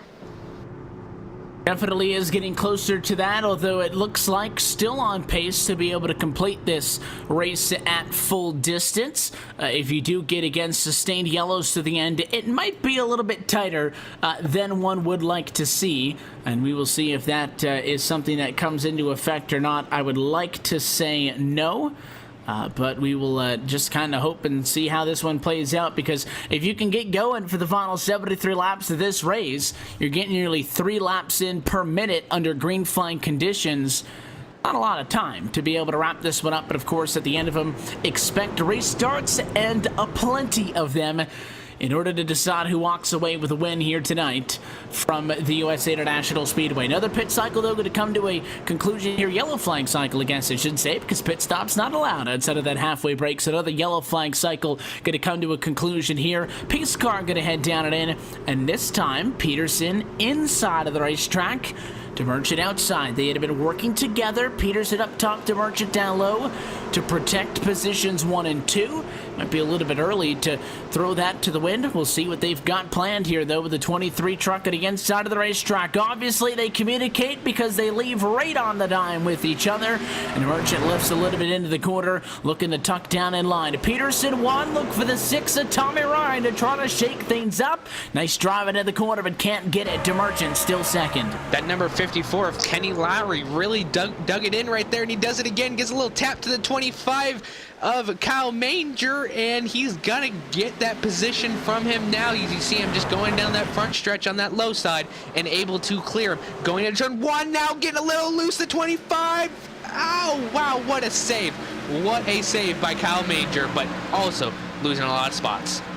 One of those trade-offs. You don't have a wrecked race car, but you held on to it. The 25 up top is now in a Hornet's Nest, trying to pinch down the 20 to Nicholas Caldwell as he hopes to not fall any lower than 10th position. We'll see if he can do that up at the outside. That's the 20 to Caldwell down low. Manger had the advantage last time by the start-finish line, and the outside has been one of the better places to be late. Look at the 28, though. Really tight into the quarter, and the 25, great piece of driving driven by Manger to recognize that. If he stayed in his regular line as they get into each other again, the 28 pushing up would have turned him. The 25's keeping an eye, though. I'm sure he's not appreciating what the 28's doing, but he's staying out of his way, and that will give Caldwell the position, with the 25 truck just staying alive.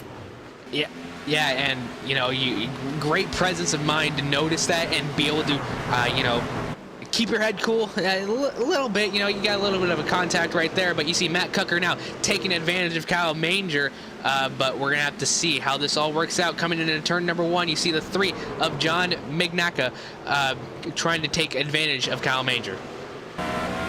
And not to kick somebody when they're down, but if you got somebody making a mistake, that's exactly the situation that you need to jump onto and take advantage of. If you're that 3 of Mignacca, don't sit back, make it pretty. Just try to get to the inside of the 25. Anytime you have a big slot, and even though getting a nice save like that will make you feel good, anytime you get knocked out of line like that, if you're somebody like Manger, you get out of your rhythm, and rhythm is something that's very important at a racetrack like this, and really keeping that driver on their toes, not letting them settle back in is a big thing that you want to take advantage of if you're somebody trying to get by him, although it looks like Manger's going to be okay in P12. Yeah, he's hanging tough right there, and that's a very, very great dealing with what he's had given to him from what he had earlier on. And looking back towards that front of it, we still have single file throughout the top 10, and Matt Cucker still looking to see if he can get around Nicholas Caldwell to get himself back inside that top 10. Still got a little bit of racing left to do. Gonna have to watch those tires as well. And they're going to start to work into the situations that we saw when we got towards the halfway point in that first run on the night, where the tires start to get a little bit worn and things get some excited into it. They got a battle now for P10, though. Caldwell funded with Matt Cucker. Both of these drivers have had some ups and downs tonight. Caldwell at a race high P10. Obviously, Matt Cucker involved in that accident that brought out the most recent yellow. He's trying to get back into the top 10, and I think he'll be able to do it on the inside here. Caldwell's going to go a little bit high. The 69 gets that spot, and not much of a fuss from the 28 truck. He might look for the crossover here, and he will. So Cucker gets the spot. 28 wants to play ball, though, to the inside, trying to make it side by side. Gets there in the center, but I think Cucker's going to get the better of him down the back, and he does. Back into the top 10. And as I said, he's going to be able to, get back inside that top 10. Let's see how long it takes for him to maybe catch up to that 9th position, but he's still got a pretty decently beat up truck, so we have to watch for that as well. He's been able to hang tough going all the way around from the restart to now, so, maybe we're starting to see something come alive for Matt Cucker. Starting to see a little beast of it going around. This is on track, knock on wood, to be a long green flag run. You know, you're starting to see a lot of give, not as much take. But, you know, coming down to the last few laps, you're not going to be able to see that. As a battle that we got going on is between the number 3 and the 84. That's Theodore on the inside going into turn number 1. We'll have to watch for that as well, working lap number 141. And it was Theodore who went to the inside of Mignacca 2 laps ago to start this side-by-side battle, and they continue to fight right now on the racetrack. The 84 and the 3 both have some obvious visible cosmetic damage, have had a rough go-through so far tonight, but, you know, for John Mignacca in a position where he could be the biggest mover on the night, might win hard charger. I think he's losing that by like 1 or 2 spots at the moment. He's gone 29th to 14th. That would be plus 15 positions driven. That's second only to Paul Henley, who's actually behind him on track, but has gone 34th to 17th, so plus 17 positions. So he's had a fantastic night. You know, if you're running in 14th with a damaged race truck, you might not think that you're having a good evening, but for Mignacca, he's made great strides so far. I will commend you on doing that quick math right there, because that's a lot of numbers that I can't crunch in a short amount of time. But Theodore able to take advantage of Mignacca coming down into the front stretch. Now we have another battle going on right now. I believe the 34 machine could be a lap down. And we'll see. The 34 Devin Morgan is now a lap down after finding himself in some of those issues. So he is at 23rd position currently on the racetrack. Obviously, the damage involved from nosing into the inside ball has really hurt that 34. And one of the drivers who was a staple marker all night at the time of the contact, was running inside of the top 4, now finds himself a lap down in 23rd spot. He may be the only truck not on the lead lap that is still on track. I think everybody else, 24th through 35th position, are not actively on track. So he's the only driver out there off the lead lap. Not the worst of news. It means if you get a yellow, you're the lucky dog. But I think the damage that's going to persist for the rest of the night is going to be the real thing that hurts him. Yeah, absolutely. You know, you're going to have to also keep track of that all night long and, you know, try to keep your stuff out of the wall even more and try to keep your stuff out of those lead lap contenders. But, you know, it's also good to see that a lot less drivers are on track and they're able to do some good racing here.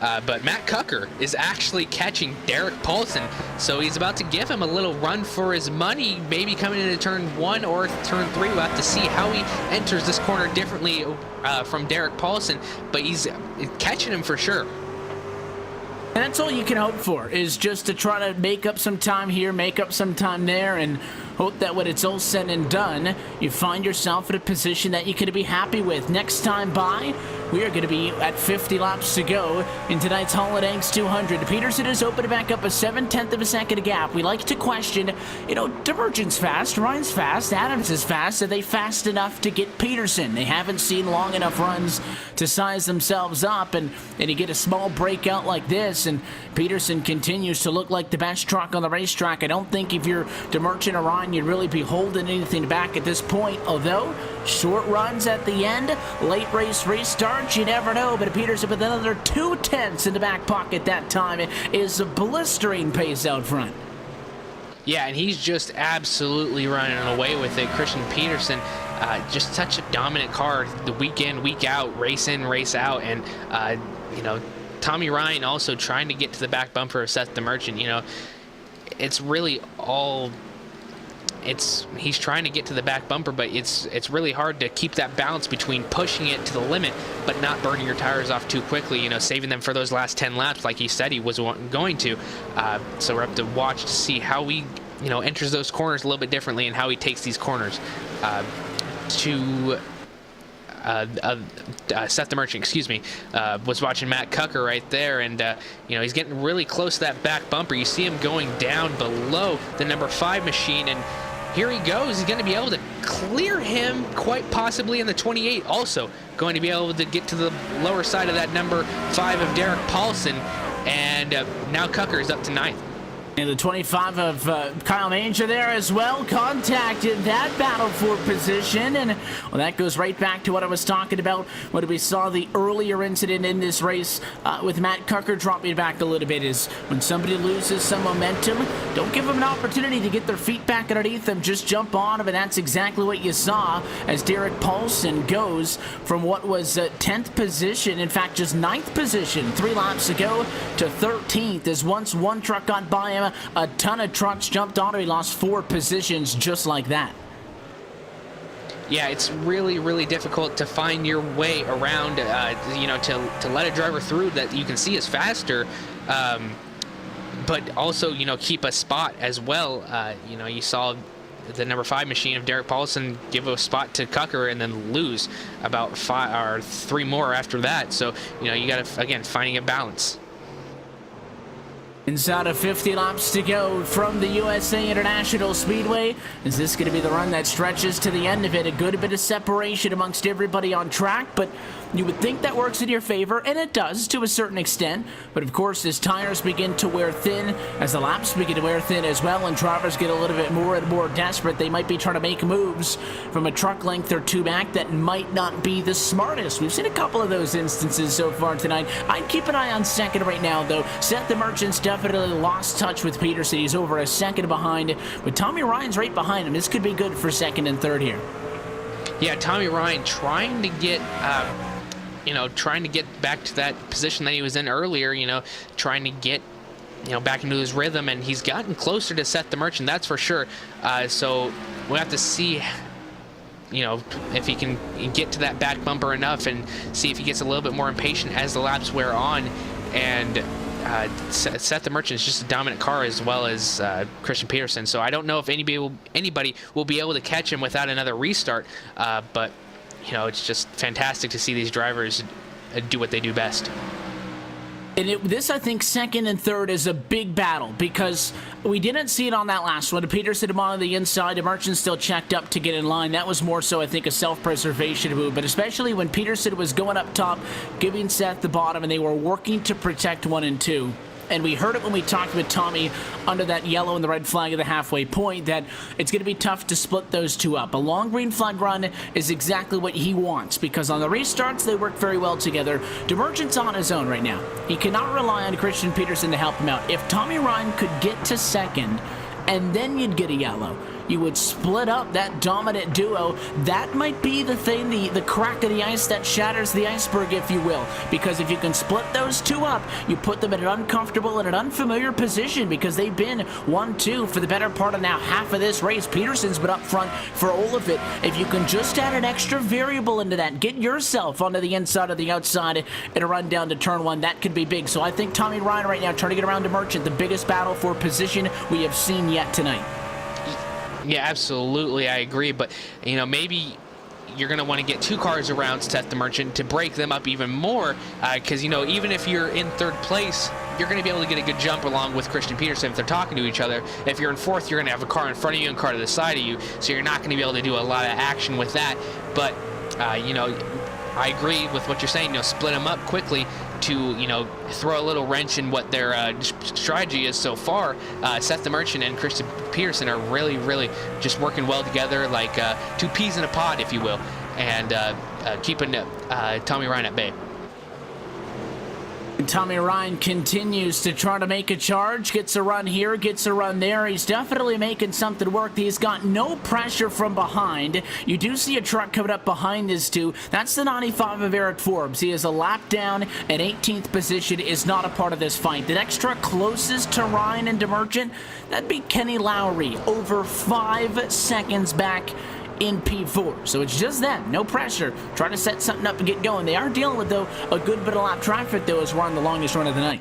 Yeah, and that's what I was going to touch on next. You know, we're on the longest run, and, you know, it's showing no sign of slowing, and you're going to have a lot of lap traffic to deal with as well. And, you know, longer tracks, you know, it's okay, you know, like Talladega, again, Las Vegas, they've already been there.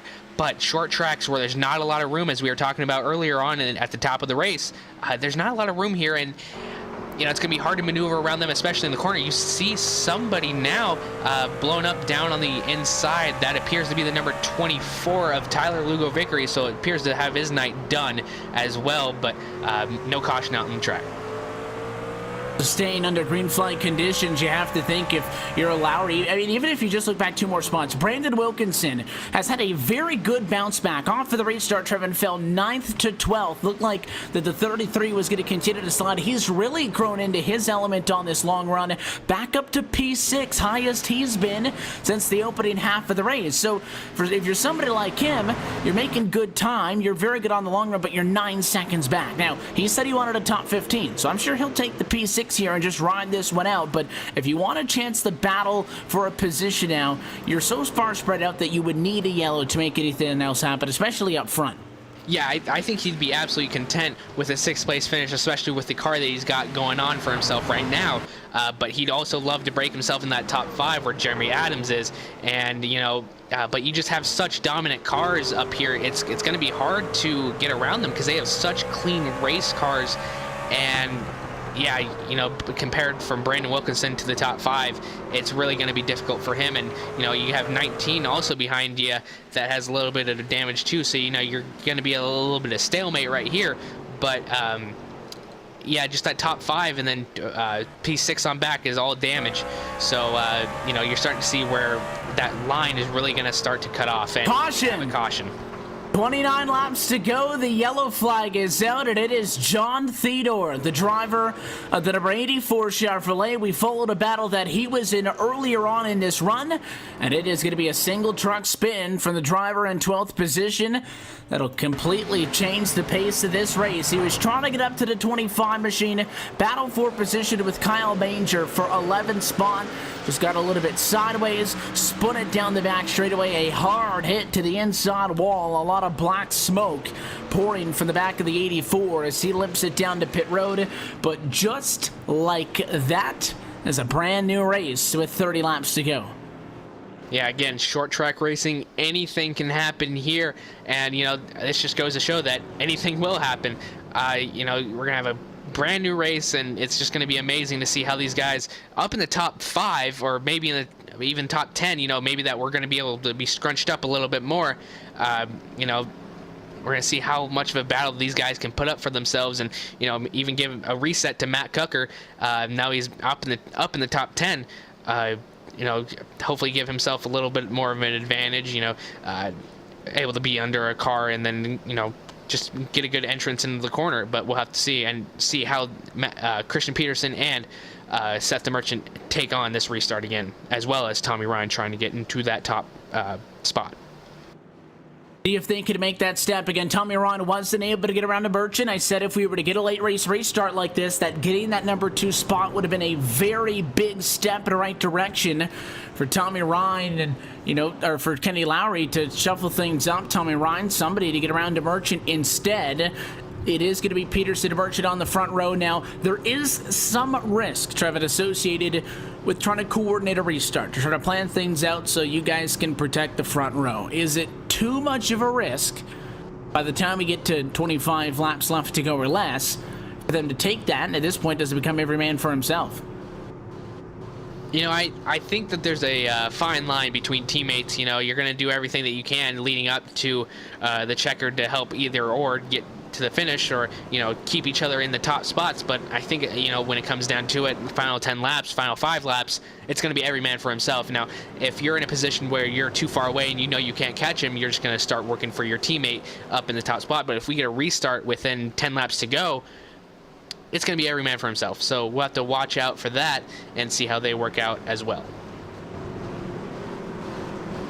So the question is now, how many laps are you going to get of green flag action consecutively here? Because restart going to be just a little bit over 20 laps to go. I don't think it's a wild thing to say that we're not going to get all 20 of those laps of green flag conditions. So how do you prepare for this now? I mentioned when we got to the second half, Trevor, that these yellows were going to take bigger and bigger chunks out of this race. We are getting close on time with about 10 minutes left to go on the clock. Every yellow you're talking about almost a minute per lap. That's not good towards our total distance number, and we'll keep you posted on what the timer says as we get down to the end of things here. But you know, you get a yellow, 4 laps at a 20, nearly a quarter of the race gone. So I would not be surprised if everybody just goes at it on this one as the lights go out. Get ready for some fireworks, I'm thinking. Oh yeah, absolutely. We're not going to get these 20 laps in under green flag conditions. I'm completely with you, because they're also getting talked to about the caution clock, or the time clock as well. And you know, it's going to get a little close, and these guys are going to start fighting for sure. Pace car down it in. Going to be 176 laps complete, 24 laps to go. On the USA International Speedway, the American Pool Supply Truck Series and LSR TV in iRacing Live. Christian Peterson outside, Seth the Merchant inside of the front row, going to come to the green flag, 1-2, and it's a good jump for the 23. He'll have a car length lead in the quarter. The Merchant going to maintain second, right there in third. 3 wide going into turn 1, as you saw the number 54 of Kenny Lowry really get stacked up, but they made it through somehow. That was fantastic racing by everyone. And now we're going to look back up towards the front after that little skirmish. That you still have Tommy Ryan looking behind Seth the Merchant, but now going back. Now you still got 2x2. You got Brandon Wilkinson and Kyle Manger really battling it out right here, as well as the number 2 of Dwight Beverly and the number 54 of Kenny Lowry, really just going back and forth 2x2, going into turn number 3 now. And whoa, going a little bit high. Kyle Manger is into Brandon Wilkinson, but that also gives way to Matt Cucker, now up into P6, looking for P5. We'll see how it works out with these remaining 20 laps. It's really getting chaotic here, though, towards the tail end of the top 10. No challenge for the race lead. In fact, the top 6, single file, but side by side, the battle on track right now, 8th to 9th position. Wilkinson on the outside, Dwight Beverly on the inside, and then behind them, Caldwell is on the inside of Lowry. The 54 gets squeezed into the wall, so Caldwell's going to make that position up. And look at the 4 of James Carhula to the inside. He wants P10. These guys are just fighting back and forth. They know it's go time. They have 20 laps and 5 minutes to do it. So we're gonna have a lot of you know, back and forth. As you see now, Dwight Beverly up on the high side getting around Brandon Wilkinson. Now he's gonna dive back down a little bit harder onto that yellow line, so close to getting loose and going up into Dwight Beverly, but able to hold it still. Let's see what he does. Going into turn number 3, he sees that he closed the door. Gonna have to stop on those brakes to not get into Dwight Beverly. Coming to 18 to go. 18 laps to go. Time's getting close. Laps are getting close. The 83 machine dived to the inside out of the 33 of Wilkinson, trying to get back at Beverly. Wasn't able to do it. Side by side, 9th and 10th behind. Looks like it's going to be the 54 of Kenny Lowry, who got pinched into the wall a couple of laps ago. He'll get in front of Caldwell for 10th. Caldwell falls to 11th. And the 4 of James Carhula has to maintain running in 12th. Something tells me they are far from over with. But keep an eye on the ongoing fight for second. Dwight Beverly, yellow flag out. The 4 of James Carhula had a little bit of help there going into the corner just behind, just as you thought that battle had been over with. The driver that got turned was Dwight Beverly, who was in 8th position. I didn't think there was contact, maybe a little bit of it. The 2 car got sideways, and he was right in front of the 4, who had nowhere to go, and a relatively minor spin. At that point, though, watching all of that, then what happened off of the restart, really just a matter of time till something happened.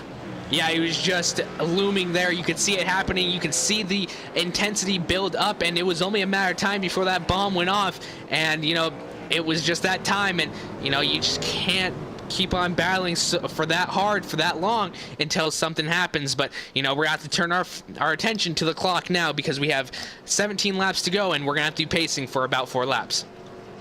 We'll do our best to keep an eye on just exactly how much time is going to be left on that clock to the end of this race.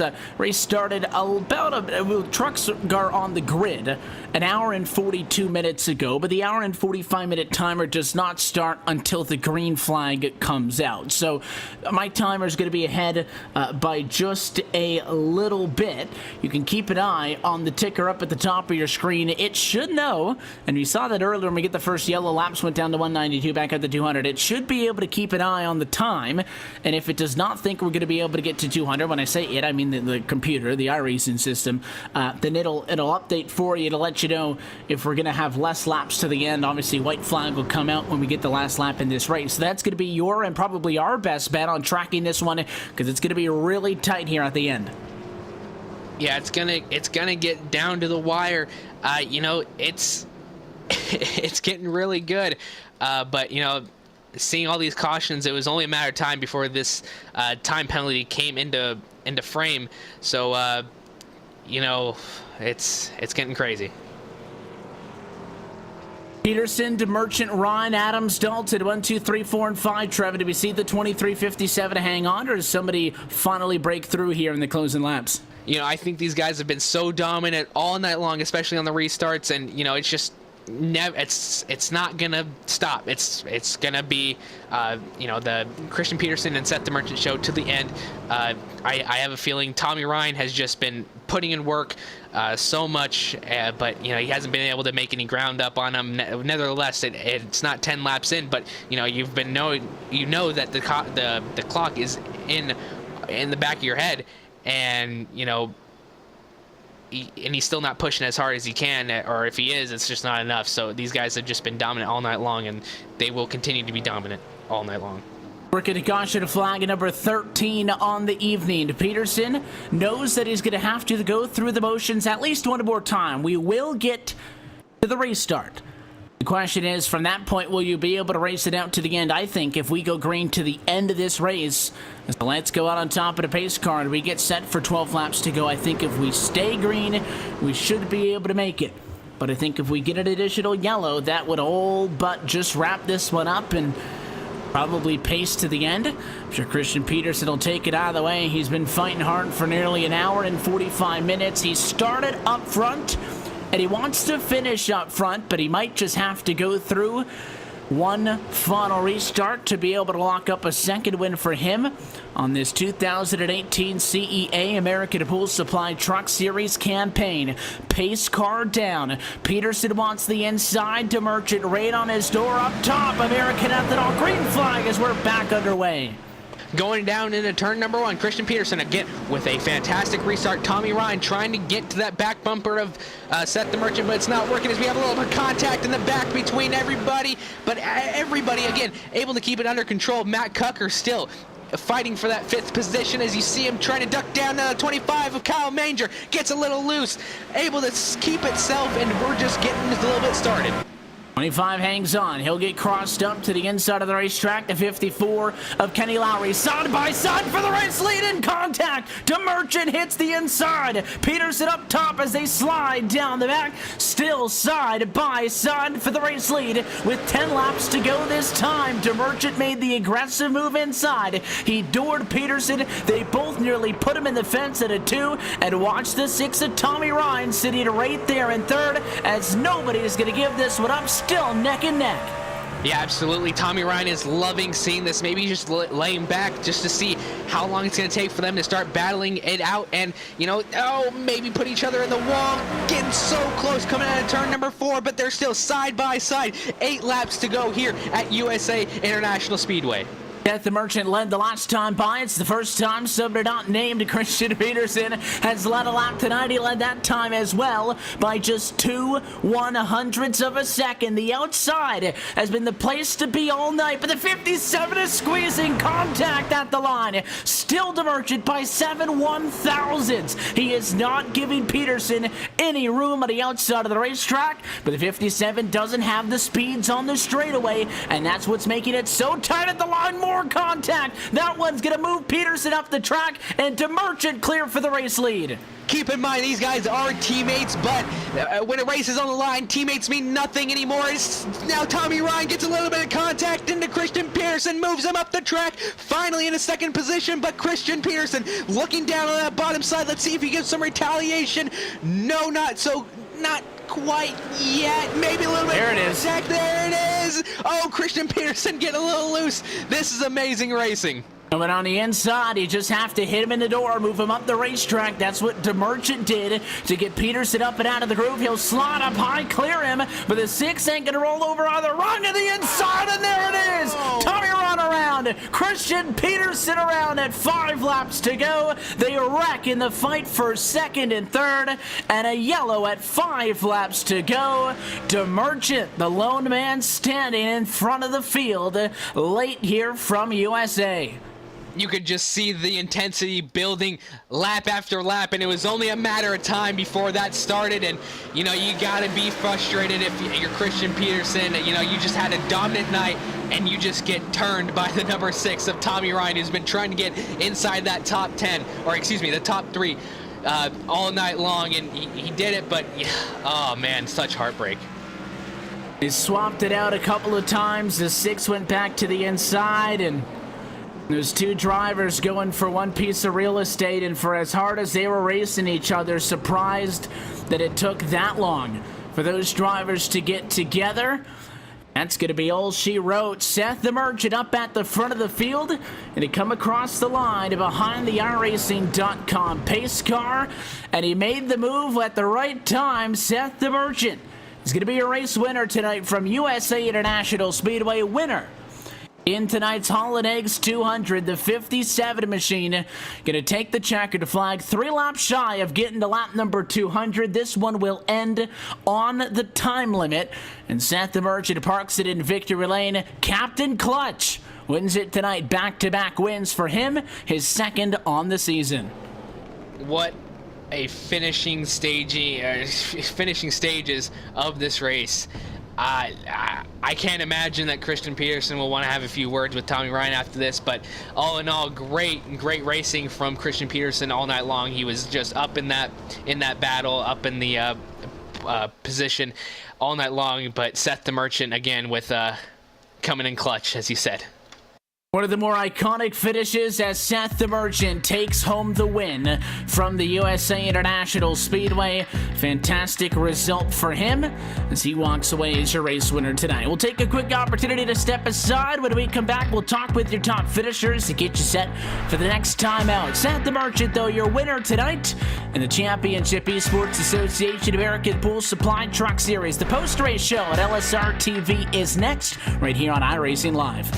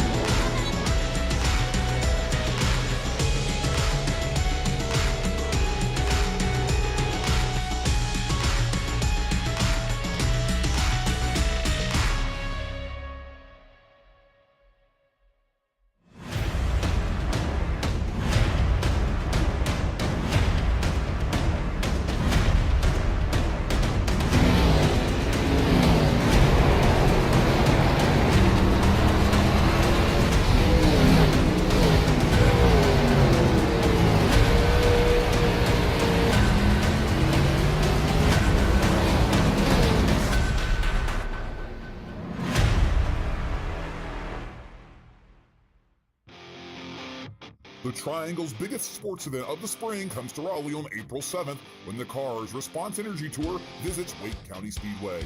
Tickets are on sale now for the biggest event to hit America's favorite bull ring in its entire history. The biggest late model stock car drivers like Josh Berry, Sam Mayer, Lane Riggs, and Deke McCaskill hit the quarter mile for a night full of action. April 7th, the Cars Tour at Wake County Speedway. For more information and tickets, visit carsracingtour.com. This broadcast is the copyrighted work of LSR TV, and it may not be rebroadcast, retranslated, or used in any form without the express written consent of Live Sim Racing LLC and iRacing.com Motorsport Simulations. LSR TV would like to thank you for your support, and we hope you enjoyed tonight's broadcast. Welcome back live to the USA International Speedway, a long and hard-fought race tonight in the American Pool Supply Truck Series powered by the Championship Esports Association, and it all pays off with a fantastic finish. Seth the Merchant takes it to his teammate. He sat bridesmaid for the better part of the night, but he is your race winner tonight, and we will try to get a word with him down in victory lane in just a moment. But as we welcome you back into the LSR TV post-race show, Evan Pasoko, Trevin Valderrama up top with Cisco Scaramouche downstairs. We'll take a look top to bottom at your full race results tonight. For race 4 on the season, Seth the Merchant gets the win. He goes back-to-back after winning at the middle portion of March, second race of the year for Las Vegas Motor Speedway. Back-to-back wins for the Merchant should make a good case for him to take over the top spot in the championship. Jeremy Adams ends up in second position. Tyler Dalton runs over the third spot. And how about Matt Cucker? Looked like he was going to be out of this race with damage, falling out of the top 10 late. He sneaks back in for a P4 result. Your big mover on the night does go to Nicholas Caldwell, who ends up plus 20 positions. Christian Peterson, your pole sitter, ends up in 6th spot. Tough pill to swallow for the driver of the 23 machine. You got Kyle Manger in 7th. John Mignacca in 8th. Kenny Lowry there in 9th position. Derek Paulson rounds out your top 10. Matthew Murphy finishes P11. P12 goes to Paul Henley. He worked his way up from P34. Dwight Beverly, P13. P14 goes to Eric Forbes. Brandon Wilkinson, P15. P16 goes to James Krahula. P17, Tommy Ryan. That is your last car in the lead lap. Now one lap down, finishing 18th, CJ Mason. P19, Timothy Adams. And P20, Tom Morano. And continuing on through everybody at this point, over 19 laps down, basically out of this thing. John Theodore was on track in 21st. So was Devin Morgan in 22nd position. That's about it, though. 23rd for Tyler Lugo. Vickery with Jimmy Watkins, David Akillo, 24th and 25th. 26th is Billy Tungate to P27 for John Lade. Travis Powell, 28th. William Kempfin, 29th. And 108 laps down, 30th, Dustin Turnage. 31st goes to William Roberts Jr., Sean Cross 32nd, Bo Givens 33rd, Randy Yoakum 34th, and Dustin Dean 35. Complete look top to bottom at your LSR TV full race results. Let's head trackside and take a chat with the driver of the number 57 machine. Seth the Merchant is your winner tonight from the USA International Speedway. Seth, congratulations on the win. You were up front for pretty much all of it. That P6 starting spot didn't mean much. You and Christian working together for a lot of that on the front row, and well, you got that one final restart. You didn't back off. Very aggressive driving amongst the two of you. Tell us about it. Yeah, just doing everything I could there to get in front of him. I got that run off the restart, was able to get under him, and we just battled really hard for the lead. And I feel bad. I think I used him up a little more than I wanted to, but I don't know, short track racing, I guess, and glad we could win. Obviously got on the inside of him. Just tell us about the strategy working both lanes. Obviously he was up at the outside for a lot of those, and you guys would tuck in line single file. But at the end there, for as many of the passes that we had seen happen up on the outside, it seemed like being on the bottom gave you the upper hand, because if you pushed up a little bit, it was right into that guy's door, kind of loosened him up a little bit. Was the bottom the place to be, or did you feel like he had the advantage and you had to compensate for that a little bit by getting a tad bit more aggressive? Yeah, after the cautions, the top would cool, or the bottom would cool down, and I think it would become the preferred lane. So I'm pretty sure I had the advantage there. He was faster than me all race, but we were very close, and I knew if I could get beside him with the way the bottom was there off the restarts, I had a chance, and got him. Obviously, a good start to the season for you and the entire team. Christian with the win at Daytona. You guys last time out from Las Vegas, 1-2 at the points tonight. Almost a 1-2 finish, but for you specifically, back-to-back wins in this American Pool Supply Truck Series on very different racetracks. We spent a lot of time at the start of this evening talking about how this schedule is going to include a lot of these kind of races, shorter tracks, and staying away from a track that's heavily influenced by cookie-cutter racetracks. You guys had success here tonight on the short track in this big old truck. Is that something that's going to continue? Yeah, and kind of worried for VIR next week. I don't even own the track, never turned a lap there, so I have no idea how that's going to go, but I'm really looking forward to all the dirt tracks. I feel like that's really my specialty on here, and can't wait to do those. We look forward to checking out the rest of the season. 3 down, still a long way to go on what is going to be a 30-race calendar in all, but it was a well-deserved and a hard-fought victory for you, so we'll let you get out of here, catch your breath, and celebrate. But before we do, as always, Seth, the sponsors and the shout-outs. It makes it happen for you in the 57. Just all the guys at Vinci Racing running tonight, Christian Peterson, Jeremy Adams, all the guys on our team, Matt Cooker, all finished pretty good tonight, and Peterson Irrigation for me on the truck and 6-man race cars. Peterson Irrigation definitely got a lot of screen time tonight, Seth. We always appreciate when you give us some time here, though, post-race. Congratulations on the win. Best of luck going forward. I'm sure we'll catch up with you soon. Thank you. The race winner tonight for the USA International Speedway, Seth the Merchant, win number 2 on the season, back-to-back in Vegas, and now here tonight from Lakeland, Florida. Jeremy Adams was the third wheel in that late race battle, sitting with a front row seat in third. He ends up second, but it's all said and done. Trackside with him is Trevin. Down here with the number 89 machine of Jeremy Adams. Jeremy, you only had a set number of tires that you could take at lap 97. What was your plan going into tonight and knowing that you have to make it to lap 97 at a short track with the same tires? Just keep it clean and try not to drive the right front off of it. Just basically survive the first half and then try to save enough at the end and get to caution. And I really didn't have nothing for the top 3, but just try to stay clean and get lucky. I got lucky tonight, got a second place. Yeah, absolutely. And, coming from, as we were talking, Daytona, Las Vegas, and now to a not so traditional track that you see on the truck schedule, what was your thoughts going into tonight, and, trying to adjust yourselves in that first part of the lap or the first part of the race and, realizing what kind of track this was and then being able to adjust and continue on for that second half? I don't know. The second half was basically the same as the first half. The track didn't really change that much to me. We all thought the top line was going to come in, but it really never did. But I don't know. I'd rather run on a short track. I'm not very good on the 1.5 miles anyway, so the shorter the better to me. So it wasn't much of an adjustment. Absolutely. And before we let you go, any sponsors and shout outs before we let you go? No, just Team Vincier, Globalcom, 6-man race cars, Scott Austin Designs, and you guys for broadcasting it, Barnes for putting on the show. Appreciate it, everybody. Absolutely. And now that was the 89 machine of Jeremy Adams. Now going to be talking with the number 19 of Tyler Dalton. Tyler, you had a great seat watching the rest of this race go down. What was your thoughts in the closing laps?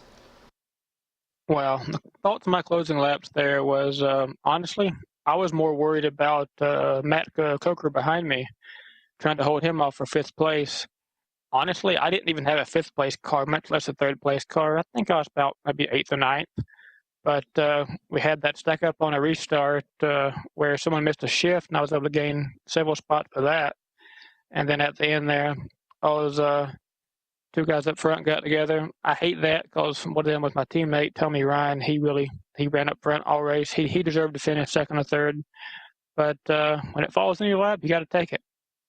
Yeah, absolutely. And, looking forward, we have Bristol, Knoxville, and Virginia, these next 3 races on the calendar. What are your thoughts going into that as well? It's not really the most traditional stuff.